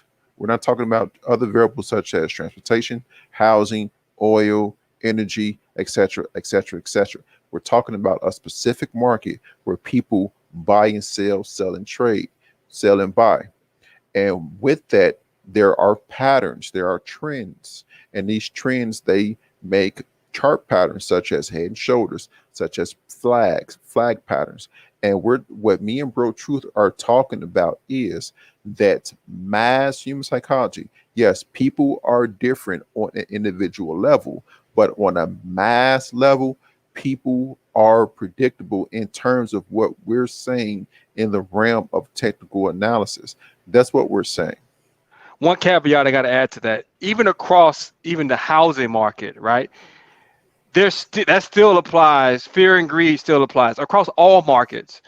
Fear and just like with the housing market, right? What happened in 2008? People got exuberant. They had fear of missing out. You had people going out and taking loans to A lot of people invest in saw that houses. coming. Yeah, A lot of people saw that coming. Yeah, exactly. But my whole point is this: the whole principle of fear of missing out basically exists off of the principle of fear. People think they're missing out on money to be made, right? Okay. Right? That's how a pyramid scheme is designed from the jump. That's how a rug pull is designed to get money. You have a shit ton of people that run up the price, and then everyone that basically has initially invested, they're like, screw this shit. My greed is getting to a point where I can't take it anymore. I'm getting my money and I'm running. Okay. So every market has this aspect. Fear and greed drives every aspect. We are humans. We cannot escape the emotional aspect of a market. We can't. I'll do you one better. I'll let you go. Engineering. The housing currently right now is going up, and people say, "Oh, housing going up," and you'll get a lot of reasons as to why the housing going up. I'll do you one better. Quantifiable reasons. Right. Quantifiable. I'll do you one better. The material that's used to make and build, or not to make a house, but build a house, such as the wood, such as all the other materials, those materials are going up on the market, on the futures market. And because those materials are going up, I can make an argument that the housing market is going up because the cost to build a house using these materials are going up. Wood is going up. You can go to any Lowe's or Home Depot or any Menards, depending on where you live, or your home, your local store, and buy wood. You see the price for this material is going up. So the cost of that house is going up. I can make that argument. And do you know what the VIX indicator is? The VIX Right. indicator itself is known as the fear indicator because the VIX indicator measures the amount of put contracts, which are contracts that bets that the overall stock market is going to go down. It measures the amount of put contracts that are initiated on the S&P 500 index funds. So the very idea of VIX, the VIX is known as the fear index. Okay, we're talking about a index that measures the entire market, and it's known as the fear index. All I'm getting to is that the manipulation and the movement of the market is based off of human emotions. We cannot escape that, and that's any market. I'm gonna answer this with just two. Yeah, you agree. I'll probably agree to disagree, but this is it. In any mathematical model, dealing with stock market, dealing with any case scenario, there isn't one variable or one quantifiable variable that says this variable controls human. This variable controls human emotion. There isn't a correlation between human emotion and any mathematical model that judges how cryptocurrency, the trend of cryptocurrency, or how trends of goods and services work in the stock market. Every mathematical model has no let's time identifiable out here. variable Okay, that the reason why I states that stopped fear initially to exists define the in the argument, market. They only I use defined the quantified argument variables for that one we can reason. see. Okay, so Again, I let's do this on a let's daily basis. understand that. Let's We understand do, that. we Let's do too. That's understand why what you're we're saying having this now. disagreement. Go ahead. Say that one more time. Yeah, Because I defined the argument initially for a reason. I wanted to Yeah, understand what your argument was so that I can form there my is own argument. no quantifiable way in any mathematical model, in any economic model, where you say there's a variable that correlates to fear. There is no correlation to fear in any model that says if fear goes up, this objective goes down. There is no, I've read a lot of mathematical models in economics and anything. And it again, if you believe fear, Well, fear is a no, that was not your original argument. quantifiable I in the stock defined your market. original argument as that human emotions cannot be quantified. That was the original argument. I made sure that we understood each other before we went off into a tangent. The So judge now is saying fear is a we're part of shifting, variable that but controls no, we're that is shifting. being But we're used. shifting though. There's a goalpost shift that's happening. We have to acknowledge this. Okay, we have to No, understand my what argument ground is fear can be before we shift. quantifiable. But no, before we shift arguments. Okay, the original argument, and I stopped because I wanted to define the original argument. So in case there's any deviation from the argument, we can acknowledge it and then stick a pin in it and readdress that. The original argument, correct me if I'm wrong, was that human emotions cannot be quantified. Am I wrong on that? Human Am I emotions wrong? cannot be quantified. No. Oh, okay, but okay, let's operate off of that. Besides the point of putting that fear into a formula or whatever, I'm not sure what the additional aspect of that was. Human emotion can be quantified because my whole argument is the whole status and the whole history of technical analysis shows you that it can be quantified. And just about every book on market analysis basically start off their chapter talking about fear and greed. Every stock market book I've ever read start talking about human psychology. They talk about Because human a human psychology, but nobody gives you a variable saying X equals fear or Y. No. But that's not the original argument, though. Because again, human emotions are so dynamic. But we're literally listen. I want to stick to an original argument. If we're talking about formulas and mathematics and shit, that's an entirely different argument. I always talked about. But no, that's why I defined the argument initially, so we could basically have a firm ground for both of us to launch our arguments off of. If we're going to shift the argument, even a minute perspective, even if we change it one word, a letter, that's going to change the entire argument. But again, I go back to defining the original argument. Your original argument was that human emotions cannot be quantified. Yes. That was your original argument. That was the base level argument, right? Just so we have that understanding. again,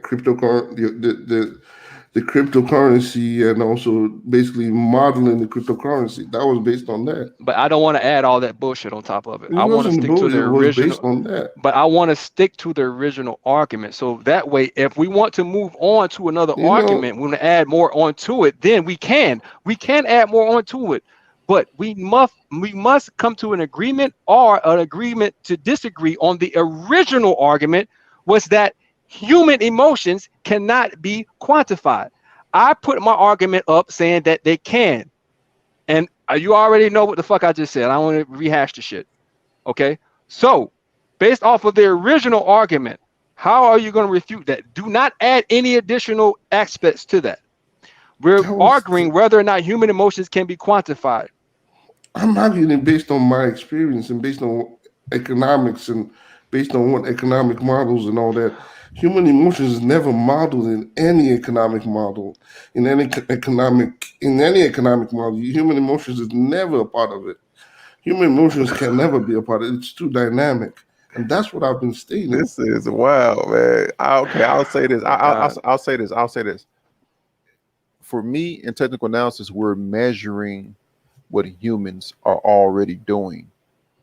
And because humans are already buying and selling a asset in any market, it could be the Apple market, it could be the Tesla, Amazon, Bitcoin, it could be lumber.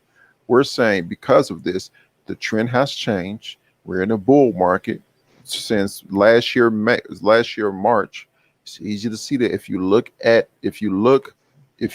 a chart, and we can say based off that, and I'm pretty sure Bro Truth use a Fibonacci tool. Based off that, this is the next Fibonacci level this price should go. Not specifically that, but in this zone. And when that happens, it's hard for technical analysis people to agree with economic people in saying that that cannot be done when we do this every day. And on top of that, these TipTycity talked about psychological numbers.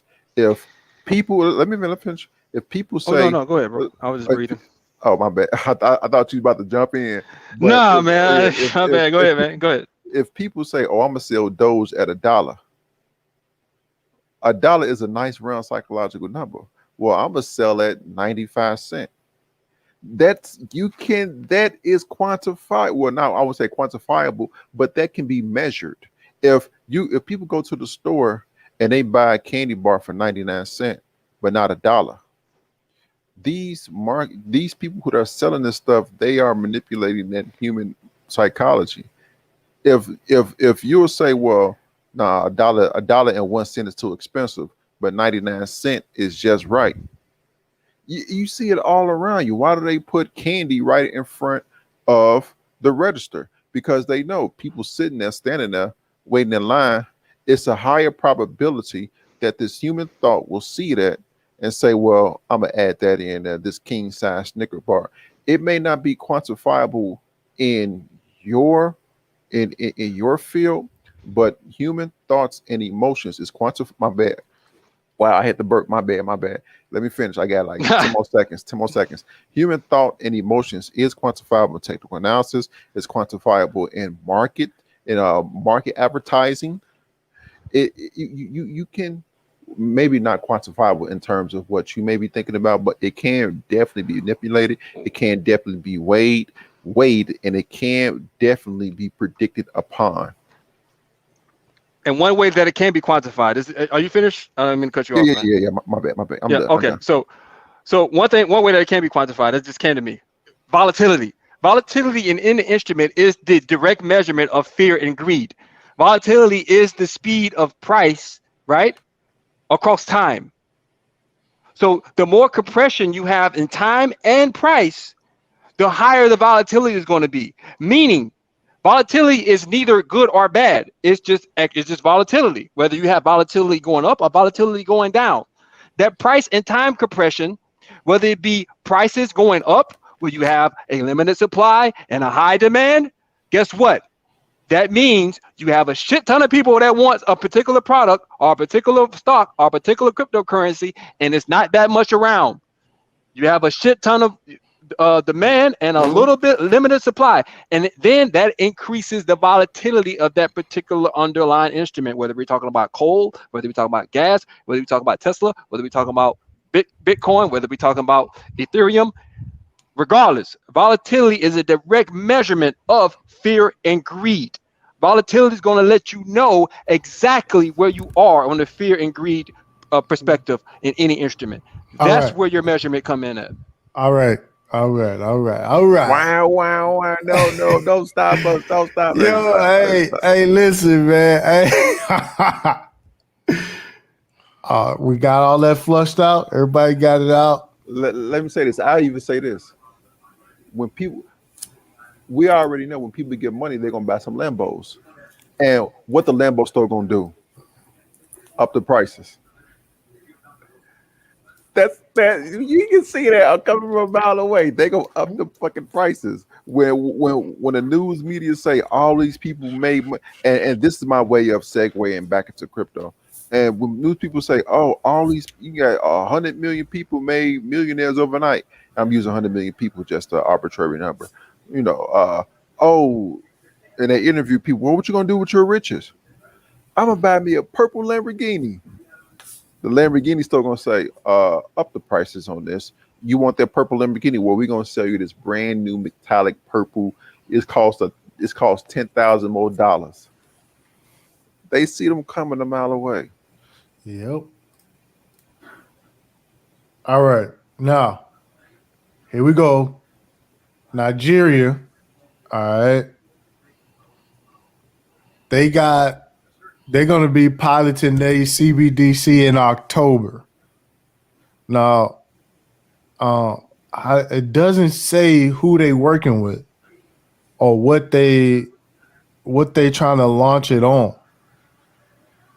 But that's a shift for them, because a few months ago they was trying to block it, but with such backlash from their citizens, I don't know if they blocked Bitcoin.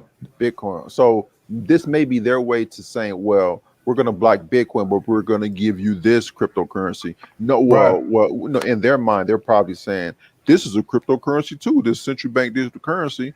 So it goes to show that not everybody in high office is intelligent in every field. Right. And so with this coming after yesterday, Ghana was yesterday. Wow. So now every time I hear about somebody else launching a CBDC, I be getting excited, man. You know what I'm saying? This morning, I was over there on the Gentleman of Cryptos channel, and I was telling them, I said, congratulations on Ghana for launching their CBDC. And your boy said, I guess. He said, I guess. You know what I'm saying? But for me and us, we know where this thing is going. So this isn't bad news. To Bitcoin maximalists, this just means Bitcoin is not going to be the reserve world currency. They're trying to hang on to their power, and that's common in any historical empire. They try to hang on to their power when they what they call it, the Candelier, something effect, where it's a rising superpower challenging a current superpower. There's going to be a fight. Canceling effect. Well, the way I see it is they're willing to work together to maintain power in their individual nation states, right? They're willing to link this global. All of these central banks link up globally to maintain control. And that's a form of keeping their power. They'd rather have that than have the citizens worldwide have individual financial freedom. Right. And that's a form of that's a form of them trying to keep control of what establishment that is already the incumbent, basically. That's what they're gonna do. They're not gonna say, oh, Bitcoin has arrived, let us You got us. You got us. Here go the keys. We got the Chevy in the back sitting on 22s. You got us, man. You got us. No, they're like, no, this is my shit. Yep. All right. You caught us trying to use Bitcoin. All right. My bad. Yeah. You're gonna lay it down. Like, we're gonna make a perfect example. You're gonna lay it down. They're gonna make it hard for people to change the system because there's a lot of people on the system. That's all the incumbent system already. I'm not saying it won't change. I'm not saying it will change. What I'm saying is, if it does change, or when it does change, depending on who's listening, it's going to be hard because you got your parents and a retirement, or they get paid in dollars. Right. You pay your groceries, and it's going to be hard to change.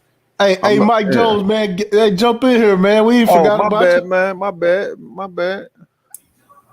Oh, it's all good. No, I really like listening to you guys because I come from low education. I couldn't even do basic math till I was in my 20s. I'm in my late 30s. So you guys are like levels above me. So I'm just glad to be part of the panel. Shit. But not me. Hey, not me either, bro. Honestly, bro, real talk. I had to go back and teach myself financial math, bro. I had to humble myself to realize I didn't know what the fuck I was doing. Yeah, I ain't gonna lie. Like, real talk. I had to go back to square one. I had to fumble upon a documentary called Zeitgeist, and then I started going down rabbit hole after rabbit hole to get my education. Yeah, and plus, I'm talking about from a technical perspective, my nigga. Like, real talk, man. I literally had to humble myself because I was trading by the fucking seat of my pants.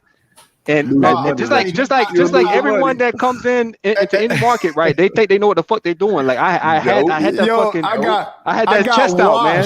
And that's what I was talking about in the last live stream. A lot of these guys, they be on YouTube. They don't understand that they throwing their subscribers into the ocean with sharks and whales. Yeah, right into the grinder, bro. Washed. Everybody gets meat grinder.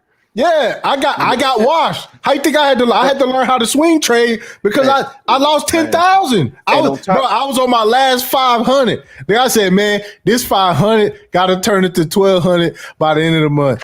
And that's go ahead. I'm sorry. And I unsubscribed from every crypto channel because they had me doing dumb shit. You're right. Exactly. And honestly, bro, that's why I know what the market is based off of, because I experienced it myself. That fear and greed, that motherfucker is real. That's what I'm saying. Like, the first real. When you get that fucking, when you see that position go up to you're like, God damn, it can't help but keep going up. Yeah. And then when that bitch start crashing on your ass, oh no, it's gonna come back. It's gonna come back. It's gonna come back. And next thing you know, your ass is putting in applications around this bitch. That's why. Let me say this real quick, and that's why, you know what I'm saying, I try to explain things as simple as possible, dog. Like, I don't like the technical jargon. I like the point A to point B shit. You know what I'm saying? Because I got washed, dog. I got washed when I got in this motherfucker. And the first thing you have to do, you got to humble yourself. You got to find some discipline. Then you got to find some patience. And then you got to fucking breathe and make one move at a time. And then get and find your mojo. Hey, man, for me, bro, there is no such thing as... For me, bro, there is no such thing as technical jargon. Everything can be learned. It just got to be broken down. No, I'm just saying. But see, here's the thing: you got to understand that a lot of people, they come to a channel like mine, and I'm breaking it down in a way where I can ease them into. You know what I'm saying? Yeah, I can ease them into it because trust me, when I first jumped into this, I'm listening to all of it. I'm like, what is that? What is that? What is that? What is that? What is that? What is that? You know what I'm saying? Yeah. And it was just, it wasn't streamlined for me. One thing that most people get, go ahead, now I'll cut you off. Go ahead, bro. There's a guideline in Elliott wave theories, and this is the guideline, not a rule. This is a guideline, not a rule. This is a guideline, not a rule, because you got to say three things to people for it to stick. That's another human thought manipulation. Well, there's a guideline at LA Wave that says a fourth wave correction returns and retests the fourth wave of one lesser degree. And I don't know if you can share my screen right now, TipTycity. Are you sharing my screen? Yeah. Right. So this is the top 65K was fifth wave. This was the fourth wave of one lesser degree. And I understand that may be the technical jargon people may not be familiar with, but just know this ABC retracement retraced back to the fourth wave of one lesser degree, spot on. And on top of that, on top this fourth wave one lesser degree, and now we trying to see, or you know, as TipTycity could say, a dead cat bounce, but A this sucker's rally. right. This low right here, right? This low was retested. When was this low? This low was January 21st of 2021. This low was 6 months later. Do you know how many people are participating in cryptocurrency around the world, specifically Bitcoin? No one told all them millions and millions of people sell into right here and then stop buying. That's a mass human psychology. Man, I want to show y'all something, man.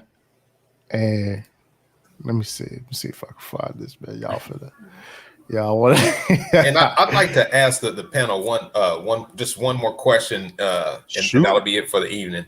Three. No, shoot. I got my head. Go ahead. Hello? Me or TipTycity? No, y'all go ahead. I'm looking for something. Oh, okay. I just want to ask the panel one more question. So you guys, when you think about, I guess with everyone getting these central bank digital currencies, how high are the chances do you guys feel we'll have these, what do they call them? These possible negative interest rates or programmable money to where, let's say, your funds expire if not used in order to boost the economy and things like that. How high do you guys think those opportunities are? That's gonna be lit. The negative interest rates has nothing to do with the programmable money. I just want to put that out there for people that may want to make that connection.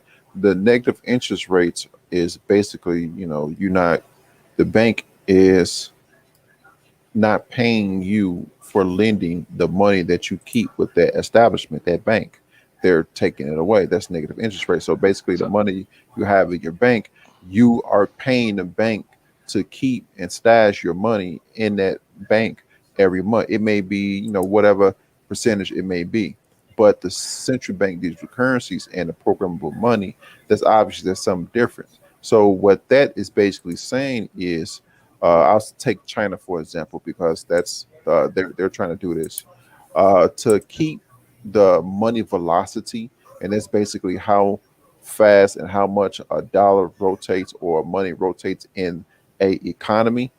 Whereas I'll give an example on the opposite of that to clear it up.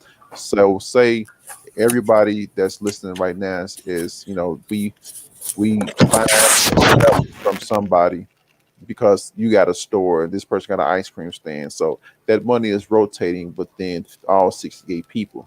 But I'm the oddball and say, well, as soon as somebody buy from me, I'm not buying from somebody else. So I'm the person that's slowing down that money velocity.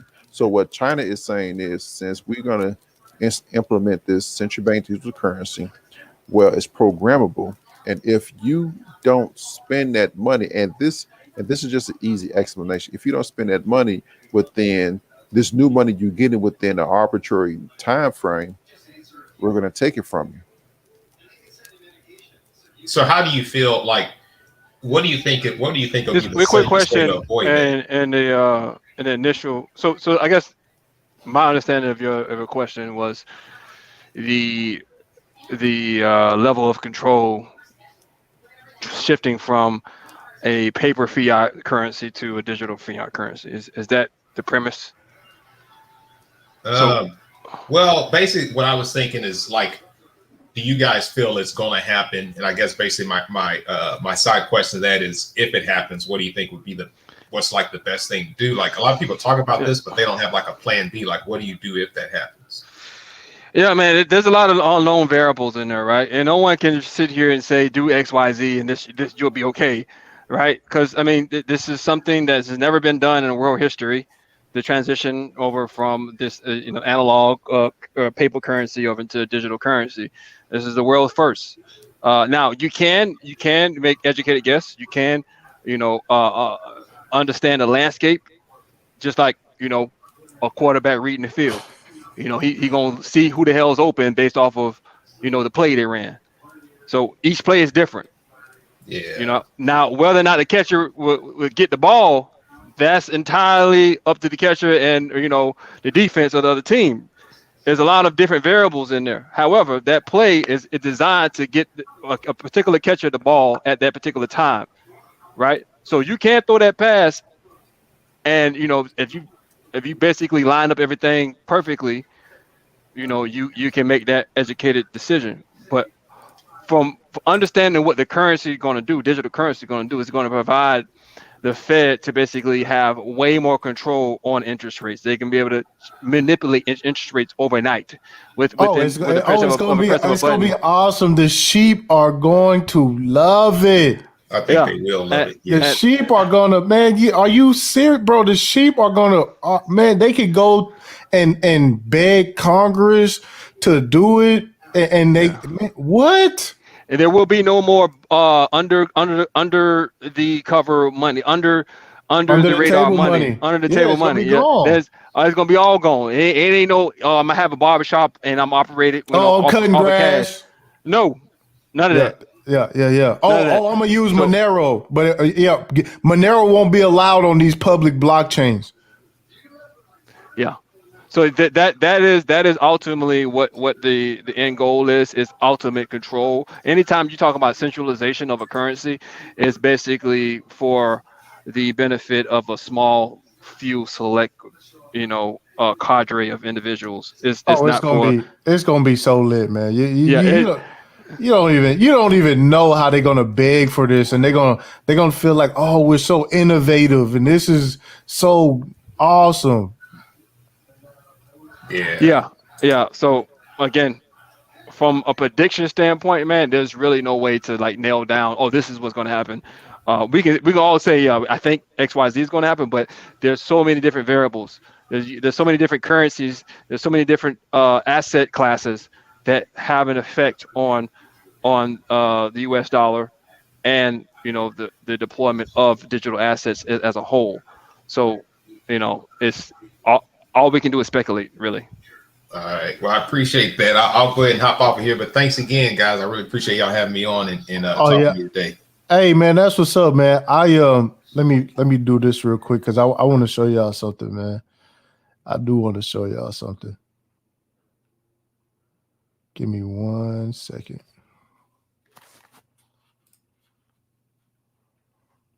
One second, y'all.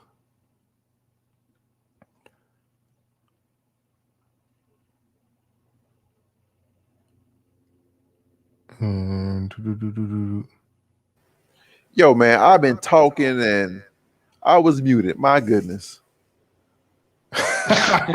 Don't waste it all that good lung air, nigga. Don't waste it all. Hey, thanks for having me up. I'm gonna go and fall off, TipTycity. Thanks for having me up, man. I'm gonna listen on though, man. Appreciate everything, bro. I'm glad you came up, made everything right with ICP. You know what I'm saying? Hey, man. Hey, we all fuck up from time to time. FOMOing in the ICP. Hey, man. God bless y'all, man. I guarantee you, before I said that, this is not investment advice. And on top of that, anytime I talk about investing, bro, I guarantee you, anytime you can go back to any string I talk about investment, bro. My name Bennett, and I ain't in it. I always advocate. It's all good. We just go get the SEC on your motherfucking ass. A stop Yeah. loss, my nigga. I Stop always Hey. advocate stop losses. I do Hey. not. I do not advocate blind investing. I do not advocate holding. That's fucking retarded. No. Hey, You go- okay, so wait. Hold on. I'm finna play this real quick. Stop I'm loss finna- save lives. I gotta Yeah. play. I gotta play this real quick. Okay. I see this today, and it is hilarious. If y'all don't follow Alex Becker on, Oh yeah. That nigga's funny though. That nigga yo, hilarious. this dude is a funny asshole. If y'all think I'm an asshole, man, this Tech- dude is an asshole, man. Hey, Tech Lead is funny as fuck. He got his own coin now. You know, a million coin. Yeah. That I Yeah, would Tech never- Lead. Yeah. Yo, Yeah, check yeah. this out. And that shit ran up, bro. That shit ran up from like $9 to $200, like within a week, bro. But now that shit Laro done said, crashed. Laro said you made him buy ICP at 120. Now it's at 33. Hey man, I ain't making nigga do shit. Everybody have their own brain, and they are able to make their own decisions. We are all adults. you made zero FOMO in it too, man. That nigga. Hey, Where hey, where Ramil at, man? You did all that damage on Ramil shit. hey, I probably did, but real talk, I ain't gonna lie. Listen, I made that mistake too. I'm not. I told you they calling. But listen, bro. Listen, you can be mad at me all you want to. I don't give a fuck. I ain't mad at you, man. Shit. Well, no. I'm just saying, anyone that FOMO'd into it, look, I did the same thing. I lost money. Not to say that I lost everything, but real talk, I had a stop loss and I knew exactly where I would. Well, Digital said he loading up now, man. So my pain threshold, my pain threshold was known, and I knew exactly how much I was willing to lose. I even bought on the way down. But every time I put money in, I had a threshold where I knew it was typically 10 to 15%. Man, these niggas said stop the cap, nigga. You said that shit was the future, nigga. You said that shit was only going up, nigga. But listen. Hey, hold on. Listen, I'm not saying, but no. Listen. Let me explain myself. I'm not saying that it is not solid technology. No. I get it, bro. It's just, It's the potential is still there. What they say? Wait on it. Wait on it. Precisely. Everybody Hold on. Hey, everybody wait. Hey, everybody wait. Listen. Everybody wait, man. Shit. I'm not one of these motherfucking crypto boys out here and just see everything gonna go up. I'm willing to admit, from my perspective, bro, at the time, from what I knew, I thought it was a sound investment. Real talk, bro. It's all good, man. No, I'm gonna keep it 100. I'm gonna keep it all the way. Where this shit going, man. All right, I'm gonna keep it all the way 100 though. Like real talk, I jumped out the window on that one. I'm not gonna lie. I totally believed in it, even when it was going down. I was scooping up shit.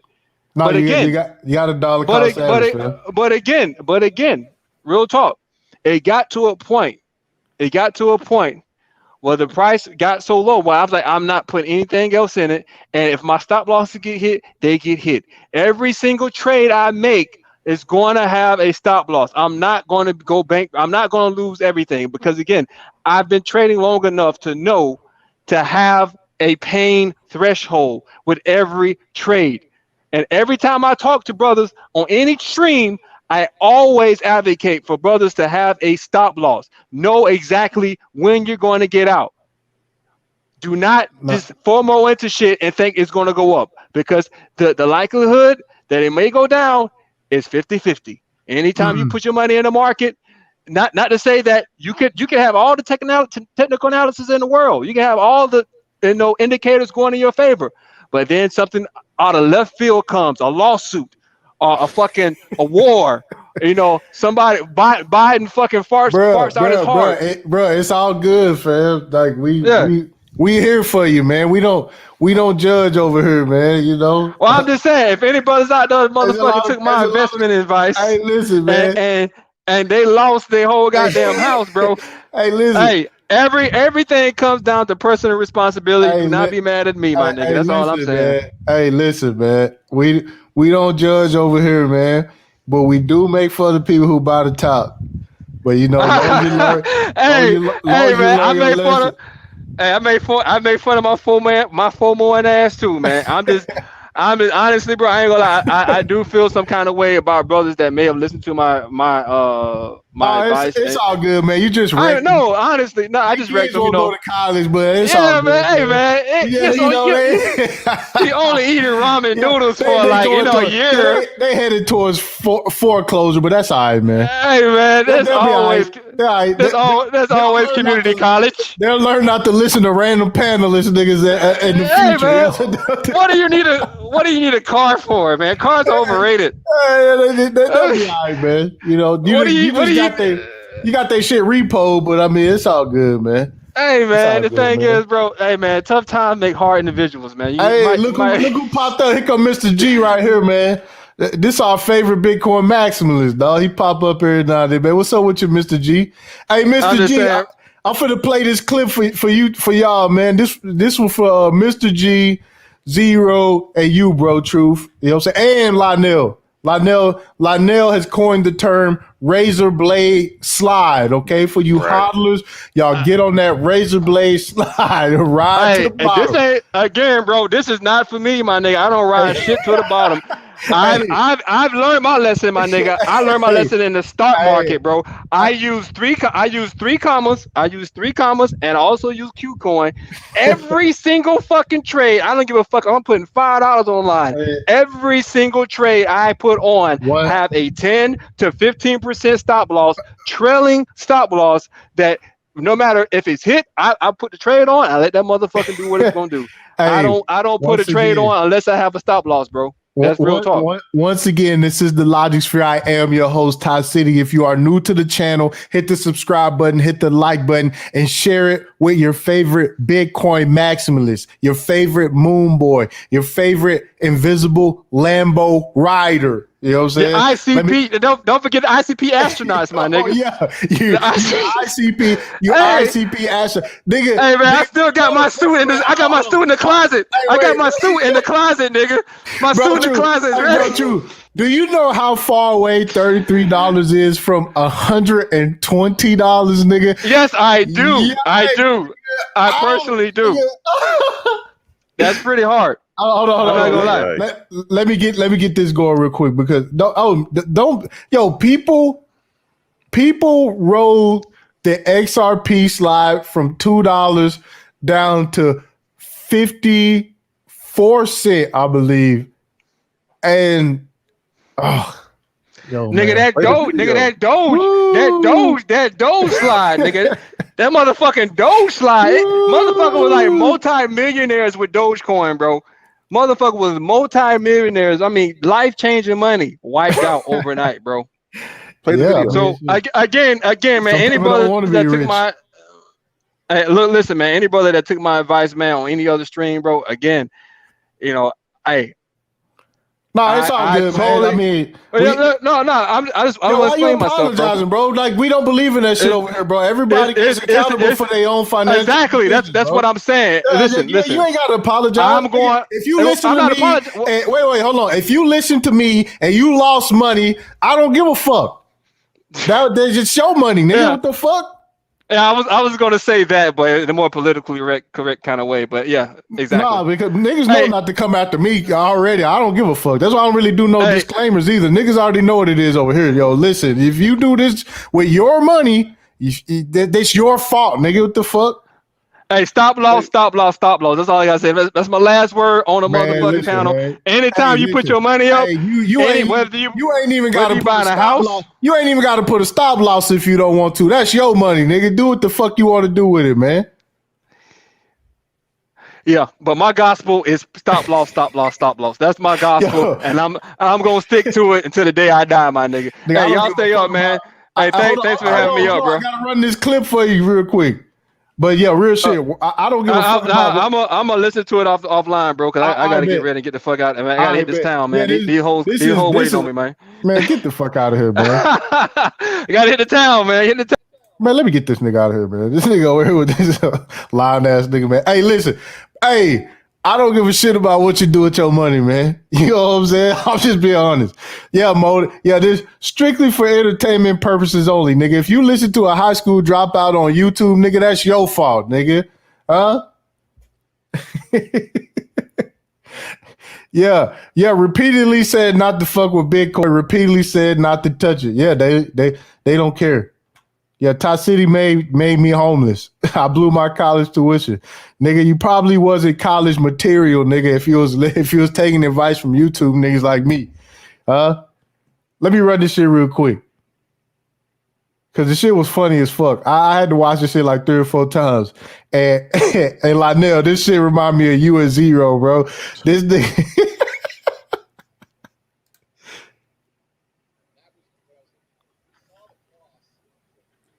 Kind of low. Damn, that's loud as it's gonna get.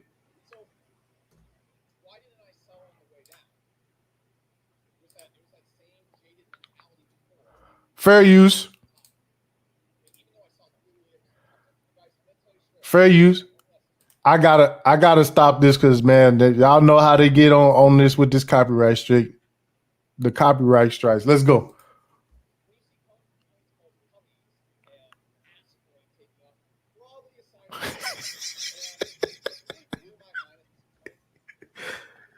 Yo, yo, Zero was talking about that shit. There's some coin called Cummies or Cum Rockets or some shit. And when he said that shit had me, he said no sound on the video. Yes. Oh man. Are y'all serious? Oh, hold on. I think I know what happened. Hold on, give me 1 second. Is it really? Mute, reload. Oh, I think I know what happened. Hold on, y'all. Give me 1 second. I know what happened. Give me 1 second, y'all. Give me 1 second, y'all. Y'all already know I'm coming back. Yeah, like when the crypto market check. Can y'all hear me? Yeah. I can. Can you hear me? Yeah. Let me run this back.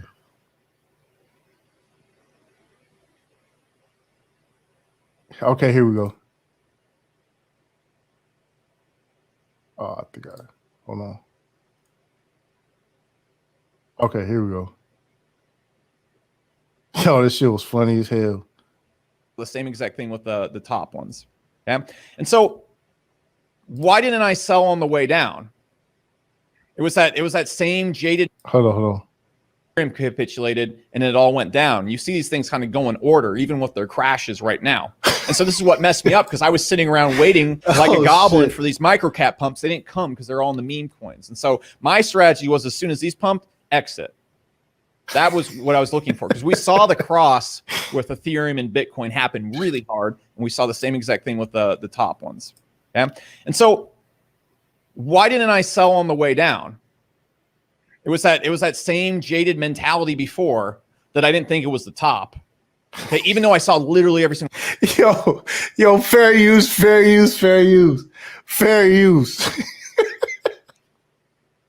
Yo, I hate to laugh, but this shit funny as shit, dog. top side. Guys, I'm gonna tell you straight up. You want one lesson. When you see coins called cummies and ass coin taking off, probably a sign we're at the top. Yo. And what really blew my mind at this point, and this is even reflecting on me, how did none of us influencers see this? Remember what I told y'all about these YouTubers, man? Listening to these YouTubers, you gonna get wrecked. All right, I talk to all the other influencers. I have massive respect for you because I have no idea how we didn't see this. We literally had ass coin and cummies taking off. Is that? That's right. It's how you say it. Yo, because he's serious, bro. I'll never forget. Zero said, bro, they got this shit called cummies or some shit. I was like, what? He said. I said that shit made me laugh, bro, because Zero was talking about that shit. Yeah, the shit was. Yeah, a Pornhub crypto. I was like, damn, that could be an indicator for the top. If that's not a top sign, we have Elon Musk on Saturday Night. If that's not a top sign, I don't know what is. Okay. And so this all went down and then capitulated. And so I was holding to this point right here while Elon Musk was running his mouth. And I thought, you know what? Remember I told y'all Elon was trolling? Yo, this funny to hear these dudes say all this shit now. Hold. And then here's the thing, guys. Here's the next big lesson that I learned. You got to stick to your damn rules. Yo, I hate to laugh at this dude, but it's funny as shit, dog, because everything that he said, dog, just things I've been saying over here for weeks, dog, for weeks. Okay, every single person, every big name, they're like, okay, at 44,000, I'm going to sell. Well, 44,000 came, ADA was still at $2, no one sold. Okay, all right, if it gets down to 30, if it gets below 40,000, I'm going to sell. No one sold. You didn't sell. Okay, if it gets below 38,000, I'm going to sell. No one sold. And guess what? If you don't eventually make a call, you ride it all the way down to the damn bottom. Raise a slide. Razor blade slide, bro. that razor blade slide, my nigga. Hey. Yo, that razor blade slide. That's what I'm saying, though. Yo, you got to have some discipline, dog. You got to say, I'm selling at this point. I'm buying at this point. You know what I'm saying? You can't do that. You feel me? You can't do that. Like he said, it went to 40. I didn't sell. I didn't sell. You didn't fucking sell. Now you at the fucking bottom. You know what I'm saying? Now you at the bottom. You know? So when I came down here and I saw all the top signs that happened, and then when it came and bounced back up right here to around 39,000 on my main sell date where I just got out around the 25th, like I was like, no, we've seen the top signs. This is a dead cat bounce. All the top signs were there. Every rule that every influencer had been preaching. And again, I go off of a lot of these influencers. I told you I learned a lot from them. I'm not pooping on any influencers, but I am not using anybody's judgment except my own next ball run. Right. Listen. Yo. Look, I tell everybody, have your numbers. Have your numbers. If the price of whatever asset reach this number in crypto, you got to get out, and you have to be comfortable with it. Keep going up. Have your number, man. Have your number, and you know my saying, dog. It's better to hit the middle 5 times than hit the top once, dog. And hit the bottom once, dog. Now the funny thing about this is a big YouTuber getting wrecked by listening to other YouTubers, dog. And he said, the next bull run, I'm only taking my own advice. But you know what he learned? Yeah, he learned. Yeah, like I said, you got to get washed. If you ain't get washed getting in this motherfucker, man, you probably still making bad decisions, man. You got to go to the point where you saying, God damn, I was stupid. You know what I'm saying? You got to get to that level where it's like, I cannot believe I did that shit. Right, some you know fucked up shit. you got I was a millionaire, man. I was listening to this motherfucker on YouTube, lost everything. Yeah, man, you gotta get down to where when you finally take accountability, that's when you ready to do this shit, fam. Like until then, you ain't got it, fam. I dropped the link if y'all want to get on here real quick, man. I see Mr. Jeter popped up, man.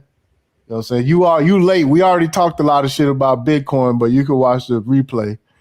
So you see, you get wrecked. Okay.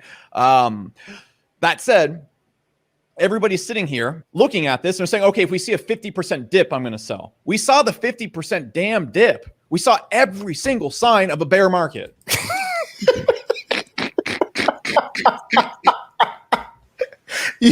Yeah, Yeah, I do not trust me, bro. I'm not laughing at the fact that he lost money. I'm laughing at the fact that I can relate. You know what I'm saying?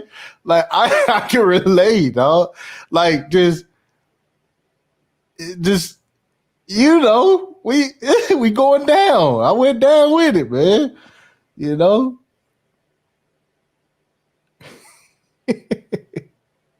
Yo, he said every goddamn yo. There was not one that didn't pop up, and nobody would sell. Okay, and so the thing that really you can sense a little anger, this stupid hodl mentality, this stupid diamond hands, and this Right. And tell me, we have not discussed that before. Yo, we discussed that. Yo, that's what I'm saying, bro. It's funny because I've been saying this same stuff for weeks, dog. It's stupid ass like hold. For weeks. Here come Laro coming up here with his New World Order Rising Phoenix avatar. What's up with it, Laro? Hey, what's up, man? Hey, look, I want to ask y'all something, right? Because I saw an interview. Oh, you going out? Hello? Yeah, okay. Damn, he fell all the way off. Black man got his foot on his neck, man. Yeah. Yo, diamond hands, yo. This nigga said, this stupid diamond hands, yo. This stupid hodl diamond hands. Yeah. anger, this stupid hodl mentality, this stupid diamond hands, and the stupid bought the dip. Hey man, every time you laugh, I laugh, man. Because I can relate, bro. And this is why I say I don't buy the dip. I buy the dump. And this is the thing: when people say buy the dip, they're saying, "Oh, you're also saying this is the bottom." But how do you know this is the bottom? Right. What's the bottom and what's the top? Yeah, you bought 4 bottoms. Right. And a simple trend revert, knowing what a trend is. Right. And a trend reversal. And knowing what confirmation is. Yep. That goes a long way. and if it keeps making lower highs, well, shit, if you make a lower high, it's gonna make a lower low. Or you're gonna buy that dip and then gonna make another lower high and a lower low. You're gonna buy that dip. That's what I'm saying. Like, you know, like bought the dip. You know, he was doing that, man. That's why I was like, damn. He pissed. He sounded pissed. And the stupid hopium effed up everybody. Everybody got misled. And this was such an easy top to call, in my opinion. I'm really pissed at myself for not calling. It was easy to call. That's why I was telling niggas to take profit. People was like, yo, this is the right time to get in. I was like, no, you need to be taking profit right now. Right now is the time for you to be taking profit. And, you know, I got called a crypto snob. And I called an asshole. You know, I just even felt uncomfortable talking about crypto at the time because everybody was saying buy, hurry up and buy. Look how high it is. I'm like, Jesus Christ! Like these people are buying $60,000 Bitcoin right now. And let's say Bitcoin get down to 15K or 19K. You know, under 20K. And it rides up to 75K. Well, people gonna ask, is this a good time to buy? You should have got in at 15. Yep. You know, and then when Bitcoin hit 42K, people was asking, is it a good time to buy? Then it went up to 65. Well, let's say it peaks under 20K and rises up to 75. And then it peaks at 100, 120. And see, my premise was, you know, Bitcoin went parabolic. And I was telling people, I said, if you want to get into anything, jump into altcoins. Because if you get in at Bitcoin at 60,000, you're looking for 120 just to get your money up on a double. You see what I'm saying? And nobody, they didn't give a fuck. They didn't care. They just did what they wanted to fucking do. And guess who get the last fucking laugh? It's easy to double your money from a penny to 2 penny, but from 65K to 130K, that's Yeah, a much bro. harder boulder to push. But it did not matter, yo. People was hypnotized, bro. Like, yo, I'm getting in. I don't give a fuck. Yo, I ain't gonna say no name, but he was like, yo, how's it too late to get in if it's what he said? He said if it was 55,000, now it's 60,000. I was like, oh my God. And with the Shiba Inu, I'm not talking bad on Shiba Inu. What I'm saying is, you hear people like the same people he talking about, these influencers saying Shiba Inu to $10, $1, a penny. Look, man, if you do your math, you don't even need it to go to a penny.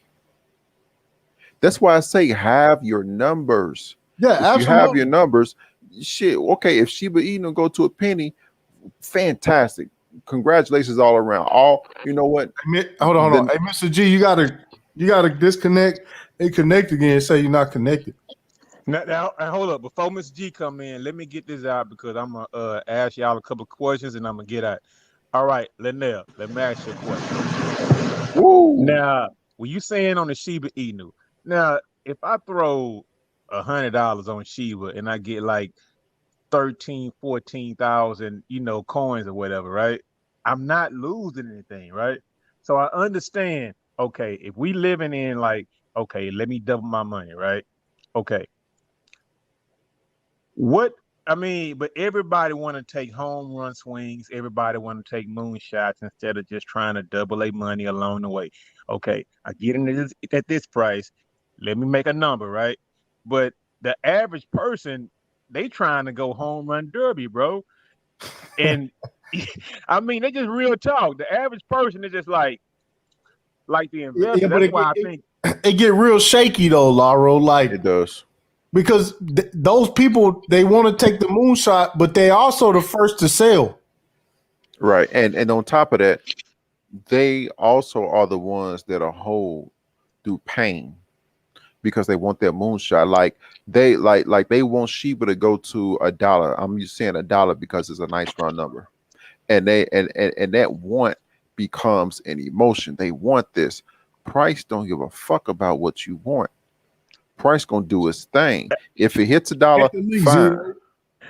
Hey, Linnell, let me tell you just one thing.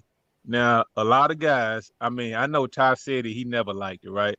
But bro, we got in on AMC like at $9, right? Man, when that motherfucker hit 65, I was like, bro, I'm out. Man, it might go to 1,000. Man, bro, It might, dog. Good. It might. Right, it good, but you were satisfied. Your belly was full at 65, right? Yeah. What they say, Lionel, pigs get slaughtered.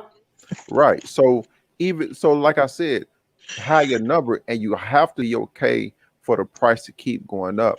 But when I say have your number, allow me to define that.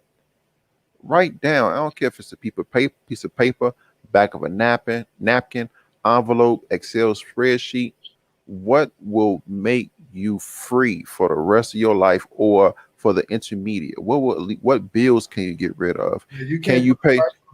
Right. Can you get rid of your child support? Can you get rid of your car payment? Can you pay your house note off? These things can literally add years onto your life, getting rid of bills and add all that up. Add what you need. I want to have X amount of money left over after I pay out my bills. I want to have this. I want to pay my bills. My mother or my father. My immediate family bills. I'll add all that up, and whatever that number is, if you can put a bite into it or even pay it off, if you can take a significant chunk out of it, and let's say with Shiba, let's say it covers 2 zeros. And then it does that, and now you put enough money in it where it covered to Shiba Inu got rid of 2 zeros and the price went up on its next bull run, whenever that happens, and you get out. Okay, it can't go to $1, but you done satisfied your goals. Your stomach is full, your belly is full. You can walk around and the air just feels great. You like, damn, I never thought I'd feel this great again. That's your number. So Linnell, here's the thing, right? that book, the Zurich Axioms or whatever, right? Yeah. I hope they have that on audio because I drive trucks, bro. Right. So I got my copy in. I ain't even looked at it yet. Like I said, I seen like a small review of it, and I was like, I got to get in there. What's the name of it? Zurich Axioms. Now, Right. the Okay. thing is, it's like a psychology of like the investors or whatever, right? So they already Take the maximum risk. That's what he talking about. They talking about take the big risk, not playing safe, not only get what you can afford. He talking about the winners take big risks. They don't play. But the thing is, though, there's a process going up to that, though. It's like Right. it's like, all right, stay out of debt, have all your money lined up, right? Then take a risk. So therefore, when that dip happens, you're not just going in like small handed, right? You can just let me drop this big bag on this project that I know I've been researching for the last 2 years. It's gonna pop, so let me just go ahead and go in on this one all together. But that discipline, that's like the average person doesn't have that type of discipline.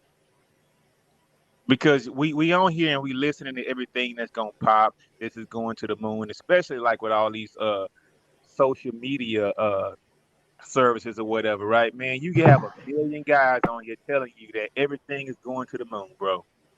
No, and that's what this dude talking about right here. Hold on. What's up, Mr. G? Yo, what's going on? Can you hear me? Yeah. Let me get past this clip real quick, man. This shit funny as hell, man. All right, Chuck. We had cummies and meme coins blowing up. We had the Ethereum cross. We had the top 25 cross that I've been talking about. It was all right there. So I'm just more so mad at myself. But then also the main thing is like, it's so frustrating people seeing every single one of these dips right here. You know who I'm talking about. The big old Bitcoin masses, the famous ones that everyone follows. Man, hey man, your laughing is making me laugh, man. Yo, listen, man. This all I've been talking about, fam. This all I've been saying, dog. I was like, man, why y'all listening to these people, man? Well, your boy right there, he lost the plot, man. He's just he's like one of these new weak-handed investors with no conviction. If you don't know what you're buying, then of course you're gonna sell it. I haven't sold any more Bitcoin. He got wrecked. Yeah, most definitely. Holders don't get liquidated, and especially if you're not planning, leverage. You definitely. If you don't understand what you're holding, then of course you're gonna sell it. You know what I'm saying? Yeah. It's just a different dynamic. That's how basically how your brain has been rewired for like a longer time preference. So like things like this little short-term dip right here, 5 years from now, we're gonna look back at this like this was like a blip. You know what I mean? Okay, hold up. Now, Mr. G, do you wish you would have held that just a little bit longer? Well, what do you mean by held out? I was here for the stream. You took out the little whatever it was. I don't want to, if you wasn't here, you didn't hear. But nah, I just got here. Yeah, you guys gotta show me in, man. I just stepped in. I was about to pour me a drink, but then I seen Ty live. I was like, yo, let me get up in here real quick. Mr. G is an early investor, so he way up on Bitcoin. So I wouldn't consider myself too much of an early investor. I would say like pre 2018. Yeah, so he way up. He should be cashing out pieces of it. Shit, fuck it. And the thing is this, let's say Bitcoin go to $1 million. Okay, I don't know. It could. I'll bite and I say, yeah, it'll go to $1 million. Okay, fine. We all agree. Clap hands.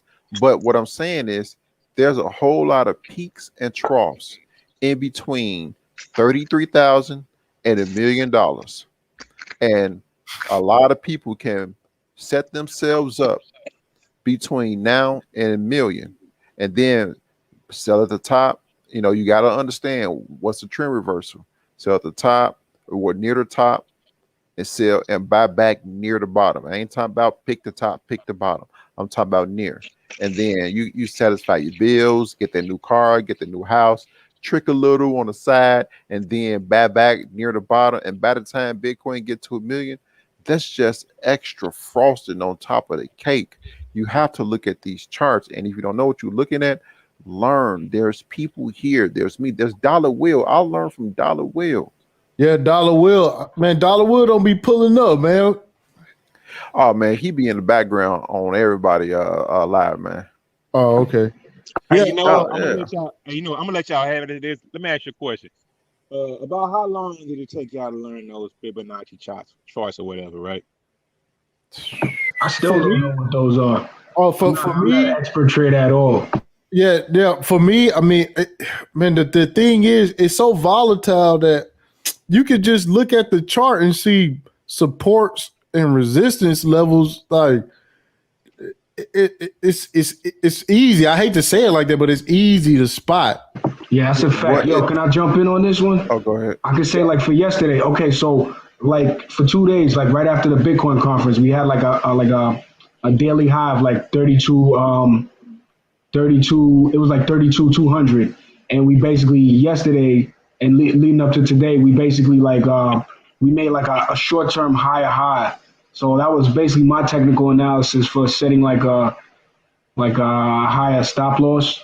If you guys, and it's just like basically once you feel out technical analysis, man, is different flavors, man. It And is. It is. it's It really is. hard to explain. And I'm not going to sit here and say I know anything about Fibonacci levels, but it's basically just how you feel it out on a chart. And I mean, you're gonna. It's all on how you time your moves, and you know what I'm saying. I would definitely agree with stop losses, especially if you're trading. You know what I And mean? That's definitely the smart move. with the Fibonacci, so I don't want to like give a whole spiel, but there's the with the Fibonacci, there's a guy. His I forgot his name, but his name was Fibonacci. He sailed around the world with his father. He went to like in the 1500s, and these East Africans and Indians and Asians were using these sequential numbers. And one of the golden mean ratio is 62%, 618. And so he codified what he learned and he put it in the book, and thus the Fibonacci numbers. And the Fibonacci numbers are based off sequential numbers. But all that to say, Oh, it's deeper than that. Like Yeah, right, Fibonacci sequence it can be found in nature and stuff like that. But right, keep going. You're absolutely right, right, Lionel. and that's why I said I don't want to get into the minutia of it because we talk about the charts. But Right. they, when I say they, market people say, can this be used in the charts? And so they found out that these Fibonacci ratio is 62%, or I'll say it properly, 61.8%, 38.2%, 23.6%, and people use the 78% Fibonacci retracement areas, that these prices tend to retrace to these areas. And that is also, I'll back up to about an hour ago, our conversation with Engineering Canvas, that we're weighing this mass psychological human psychology. So to answer your question, you need chart time. Chart time is the biggest thing that helps your eye in looking at these charts and seeing that, okay, this is that. And I keep saying, learning a trend reversal where you got an uptrend and all of a sudden you make a lower low and then a lower high. That's your first red flag. Or you got a downtrend. A downtrend is defined by lower lows and lower highs, lower lows, lower high, and these swings. But then you all of a sudden you make a higher high relative to the previous lower high, and then you make a lower or a higher low. You need chart time. And y'all, whenever y'all see Dollar Will, hit him up. He charges $10 per month to be taught Elliott wave theory. And you don't even have to learn Elliott wave theory. There's like Mr. E said, there are different flavors in technical analysis, but these common things like a trend reversal, Fibonacci, retracement tool, all these other ways to do technical analysis, we use them. You know, you learn it, and then what you're gonna do, you're gonna kick the shit out yourself because you're like, damn, I could have saved a lot of money instead of listening to these fucking crypto people on YouTube talking about diamond hands wrapped in Teflon coating.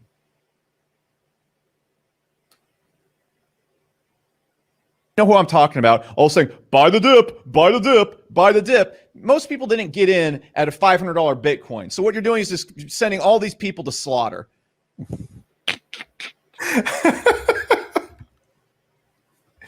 Yo, I just sit back, I just think like, I wonder how many people did get wrecked. Like Zero said, a lot of that money was borrowed. A lot of that money was bank A loan. lot of that is leverage trading. A lot of the crypto market, a lot of the violent moves is caused by like leverage trading. So it's like domino effect.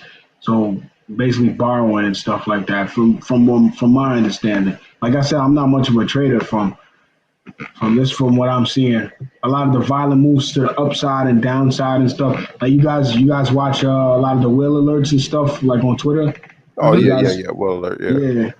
So it's basically like you see people getting liquidated at like shorts, but the price is still high. Like people getting liquidated long, but the price is still like higher. It's like how the fuck you get liquidated long? They over leveraged. They over leveraged. Yeah, man. And you know, like I was gonna say, Lionel, you're actually very, very good with the terminology regarding like technical analysis and the nuances around it and everything. That's his lane. That's a fact. That's a fact. So you see, as with me, if let me share my point of view before you go back to bashing the maxis, TipTycity. So basically, I run a small business, like nothing too crazy. I'm like a trucker. You know what I'm saying? I'm a trucker, owner operator, and basically I use Bitcoin to hedge against future expenditures. You dig what I'm saying? The price of gas, maintenance on my vehicle, things like that, and maybe that's just the plain English of what I do. But basically, I buy Bitcoin, I put it on my company books. I don't sell any, and I just let the price appreciate year over year in the hopes that it's going to basically outpace inflation. It's not more or less a hope; it's a calculated macro economic move. That's just the best way I can explain it. You know what I mean? I was actually doing it before Saylor kind of made it more popular in the boardroom and stuff. And I know a couple people like with small businesses that, they kind of started stacking a little Bitcoin here and there, not necessarily on their company books, but for their personal use and that sort of thing. So it's a different investment thesis. If you're short-term trading and you're trying to ride the waves up and down, it's definitely, it helps to have that chart time and to know technical analysis, you know what I'm saying, like Lionel was saying. But if you're just an investor and you're just looking at the macro wins and stuff like that, you just hedging your bets against the inevitable.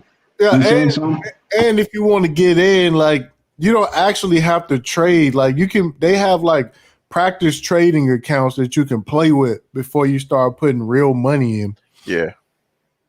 Yeah, I never. What do you guys use? What do you guys recommend? Like TradingView? Yeah, man. TradingView, my thing, man. TradingView is my thing. TradingView, yeah. And people can paper trade on TradingView. Yeah. Let me see. I want to share my screen real quick.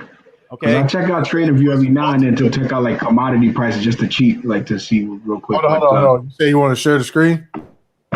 Yeah, how do I share my screen? I'm looking at the bottom right here. I'm trying to see if I can share the screen. Oh. What you do is go to share. Yeah. Click that and it says share screen. Yeah. He said, TipTycity disclaimer, if you lose all your money, listen to me. I don't give a fuck. Yeah, real shit. And if there's sound, there's a button on the bottom left of the pop-up screen. It'll ask you if you want to share the sound too. Gotcha. Yeah. I'll see it pop up and I'll put it on there. All right. Real shit. If you lose your money listening to me, man, you're just a dumb motherfucker anyways. Like, don't never try to like come after me and nothing like that, because I don't tell people what to do with their money. Right, and we're not financial planners. We're not licensed financial planners.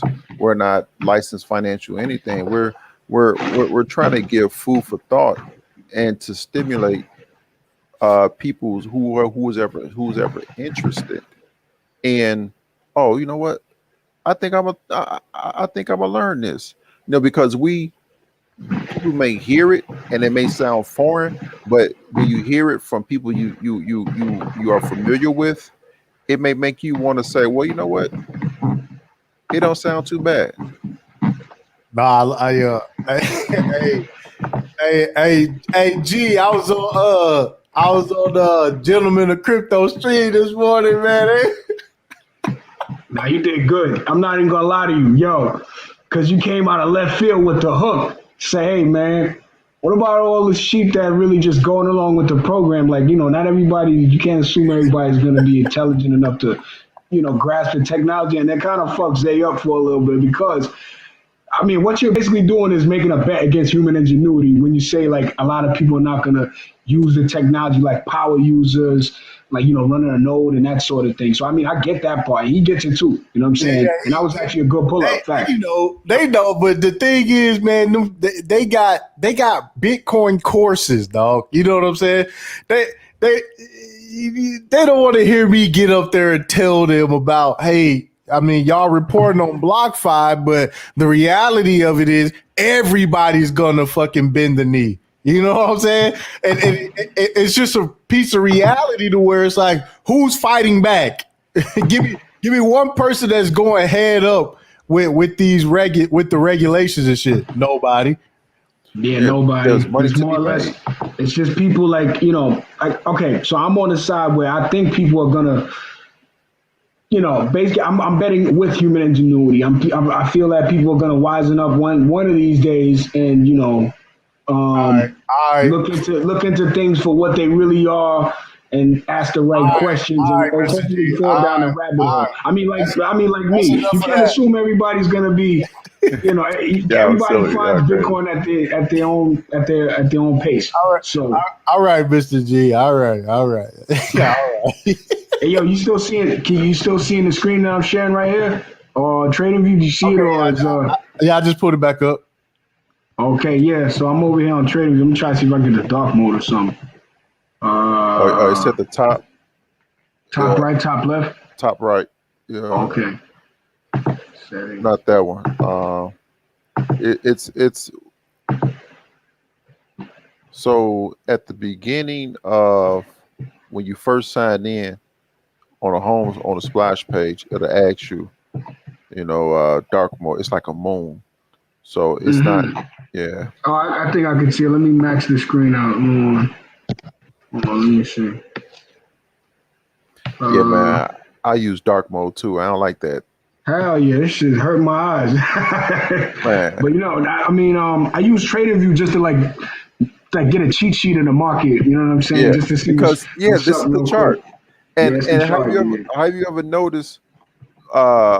You know what you're going to have to do? Open up a new tab and go to TradingView. Yeah. Yeah, just open up a new tab and go to TradingView. But I'm just gonna go back. Yeah, right. Have you ever noticed when the social media people say, "Oh, the market booming," and you look at the chart? Okay, so at the top right. Top right. Oh, you know what? You're not signed in, but I'm not. I don't have an account with them. Yeah. That's not a big deal. That's not a big deal. I just usually, like I said, I just use it for a cheat sheet and stuff like that. Yeah. At the top, I see you going to the charts, but under the icon, the main icon, it should have that option. Yeah. Let's see. Yo. No. I mean, it's looking like a TradingView tutorial now, right? Yeah, you should do that, But like people be like the market booming, and you look at the chart, it's like a little bitty ass green candlestick. It's like where? It's like it's booming where? It's like this shit ain't moved since yesterday. This ain't going nowhere. Yeah, let's take a look at the 90 days. And it'd be a big ass doji. The volume dropping off. I'm just looking at it right now. It's looking. Well, I think the volume just started because I think the clock might have just reset, so it's like 40 for the day so Yeah. far. I don't know when this when it starts because I think it's like every 24 hours. The volume. You talking about on the daily? Yeah, Daily on the time frame? daily. It says 6 at 6 o'clock. Then a new day, a new At 6 candlestick. o'clock. At 6 Yeah, o'clock. Okay. 6 o'clock Central Time. Central Time. Central Time. Then a new candlestick starts on the daily. Yeah, and like I said, I'm not much of a trader, but I actually been day trading Bitcoin recently because this last this little range right here, it should have been like a scalper's paradise, no? I mean, if you been, like I said, if you've been getting that good screen time, like Lionel's been saying, you actually you made a little bit of money or whatever. Yeah, as far as like trading. Because you train your eyes to see certain things, and you Right. get better at. And the charts start start to cease to look foreign and more familiar. And it's with anything. And you do anything. You if you cut grass long enough, you're gonna find ways to do it better. Hey, buddy said hit the 3 lines at the top right. Oh, okay. Up. Further up, that's the taskbar. That's Right. that's something else. That's not inside the trading view. He's Well, probably talking I'm about. actually, let me find out. I'm truck property. Blah blah blah blah blah blah blah blah. Now that's for the chart. Yeah, that's for the chart. See, I haven't used the trading view in so long. That shit is. Yeah, where else do you guys want me to go? Fuck looking at Bitcoin. What do you guys want? What else you guys want to check out? I use TradingView. That's all. That's my main thing. Yeah. So I can check out the price of let's go to the search bar. There you go. Yeah. Much better. Okay. Look And up then- Omi. yeah. Look up Omi. OMI. I do Just it. just start typing. Just start typing. Okay. All right. Omi. You talking about No, that's not in here. Hold on. you talking about Ecomi? Yeah. Let me see. Nah, that's not it. I'm not sure. It might be listed. Hold on, let me just check it out. Type USD. OMI USD. You know, OMI. It's not on. Yeah. Okay. OMI. OMI USD. No space. No, it's not in there.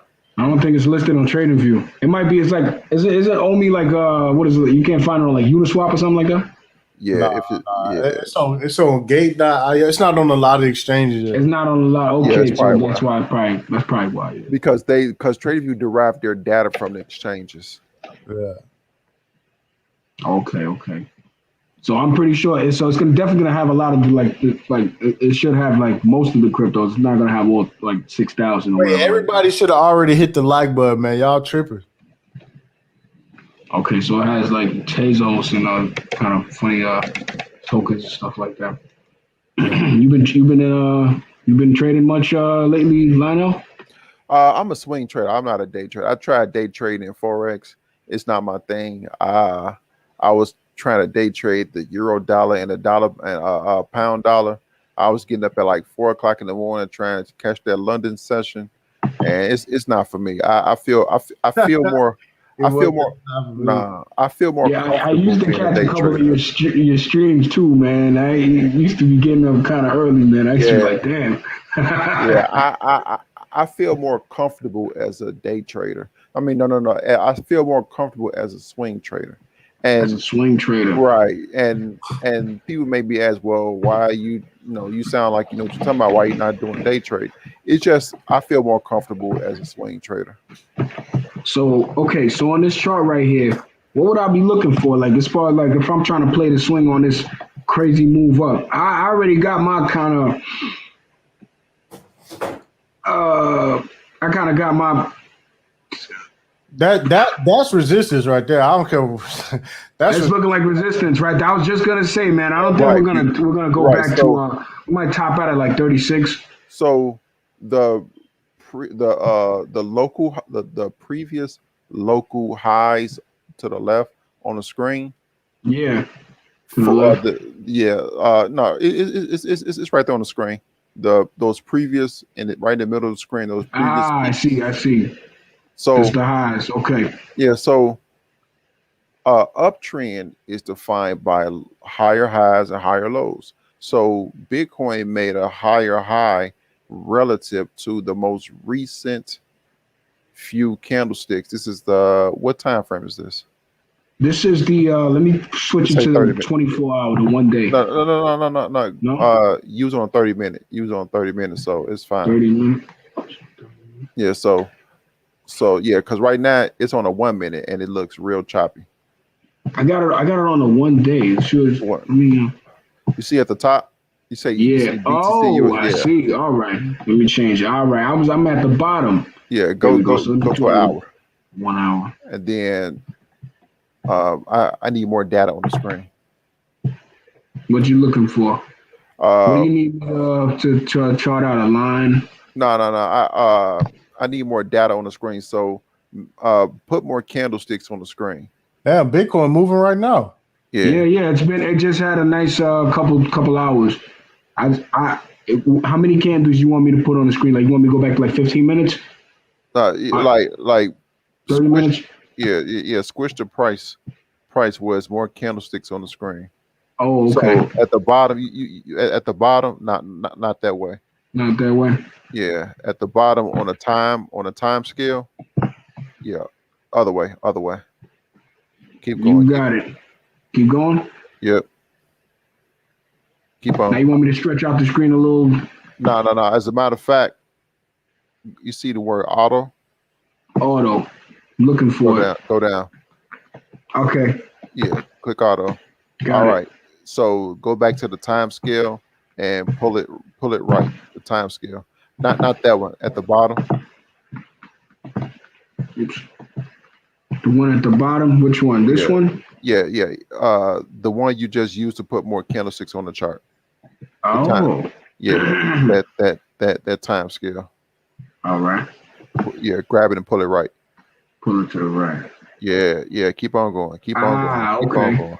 Oh, this is how you read your charts. I basically so I would read my charts with a more like a spread out pattern and like for closer time scale. I mean for like closer time. Right. Because you need to see what is doing on a bigger time frame. That's at least for me. So Bitcoin, this is good advice right here. This is good advice. So Bitcoin, that's what we're here for. That's what we're here for. Let's go. So Bitcoin made their recent low very recent the other day. Then it ran up in price. Well, the most recent price action. But if you look left like too far, it broke right there. It broke that lower high. That means a possible trend reversal. Possible. Uptrend is defined by higher highs and higher lows. So now we got a higher high relative to the most recent local high. And if you were to have oscillators or momentum oscillators, you will see that it's overbought. So we could have a reversal, possibly making a higher low relative to the most recent low. We do that, then we got a possible trend reversal, and then to make another higher high. That's called a trend reversal. From a bear trend to an uptrend, and it'll be the same as a uptrend to a bear trend. Uptrend is, like I said, defined by higher highs, higher lows, and then you start to make a reversal when you start to make lower highs and lower lows. That's a trend reversal. Then we'll see if Bitcoin can start to break these other previous lower highs off to the left, and then it keep going up and up and up. That one, and then a one to the left of that one, And the, yep, and that one, and that one, yeah, right, Makes sense. Got you. yeah. So that's what TipTycity say, like that is resistance also, because there was a previous area where price failed at, and if Bitcoin can break that area, then we can see a continuous uptrend. Now, if it's an area where price had gone to in the past multiple times in the past, then that's what we call the area of interest, where market participants thought for whatever reason this specific price many times in the past was a good area to either buy or sell. And that means since that price in the past was a good price for market participants to buy and sell at, that means future market participants could view that area as the same. And you can see a potential rejection at the area, or Bitcoin price stop at that area for a minute, take a break, or continue to go up, or possible trend reversal. I'm straight open. Me, in my personal opinion, I'm opening a straight short right there. That volume is nasty looking down there.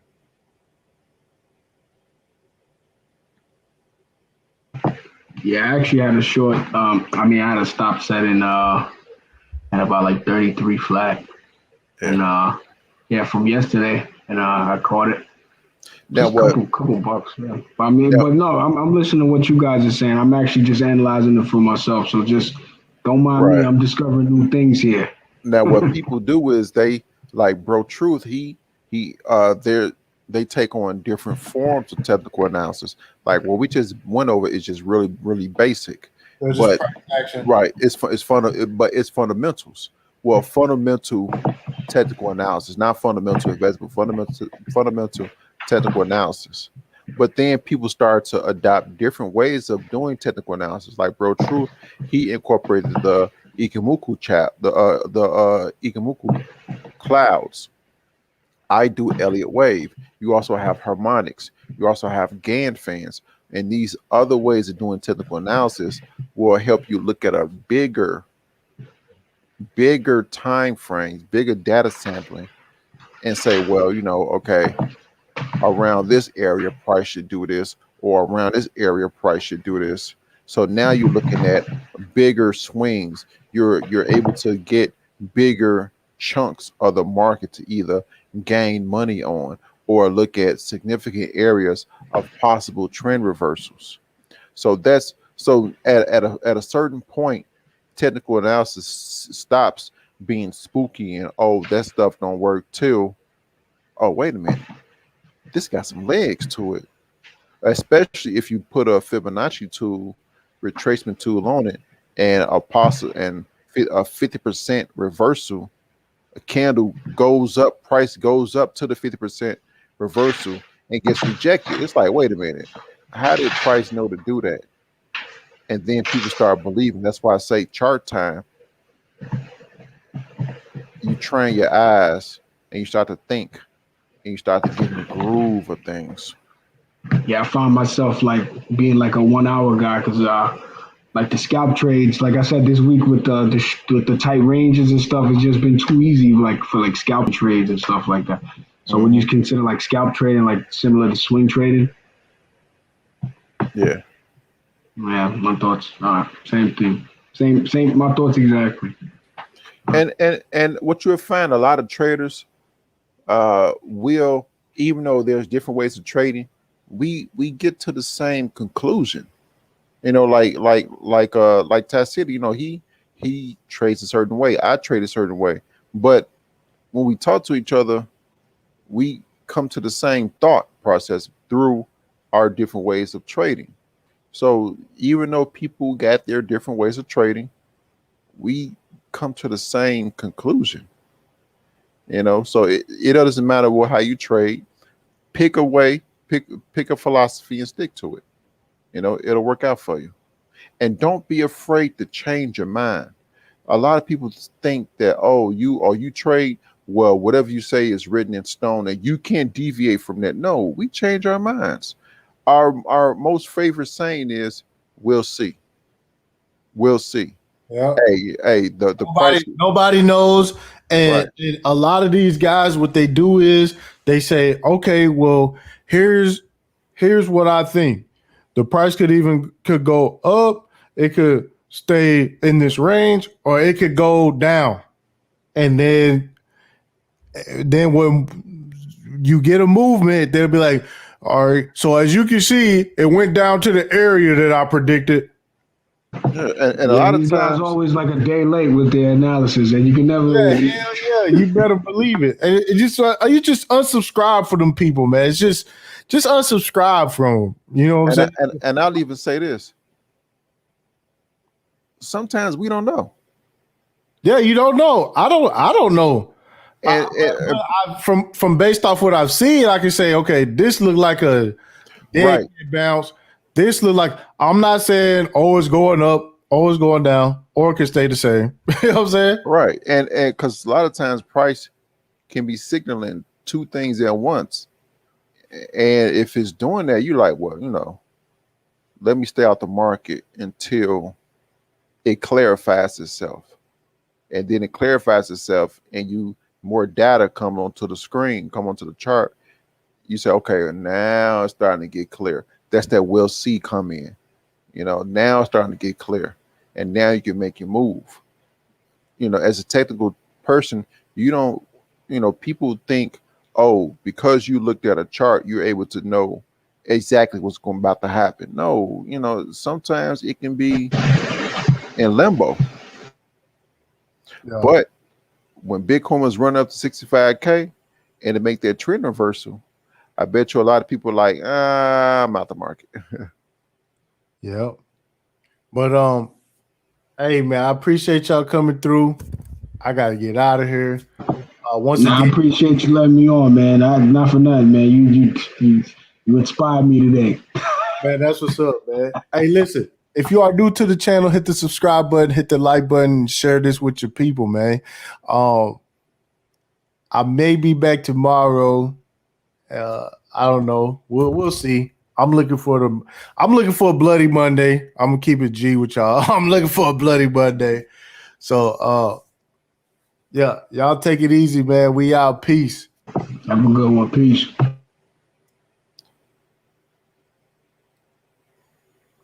All right, man.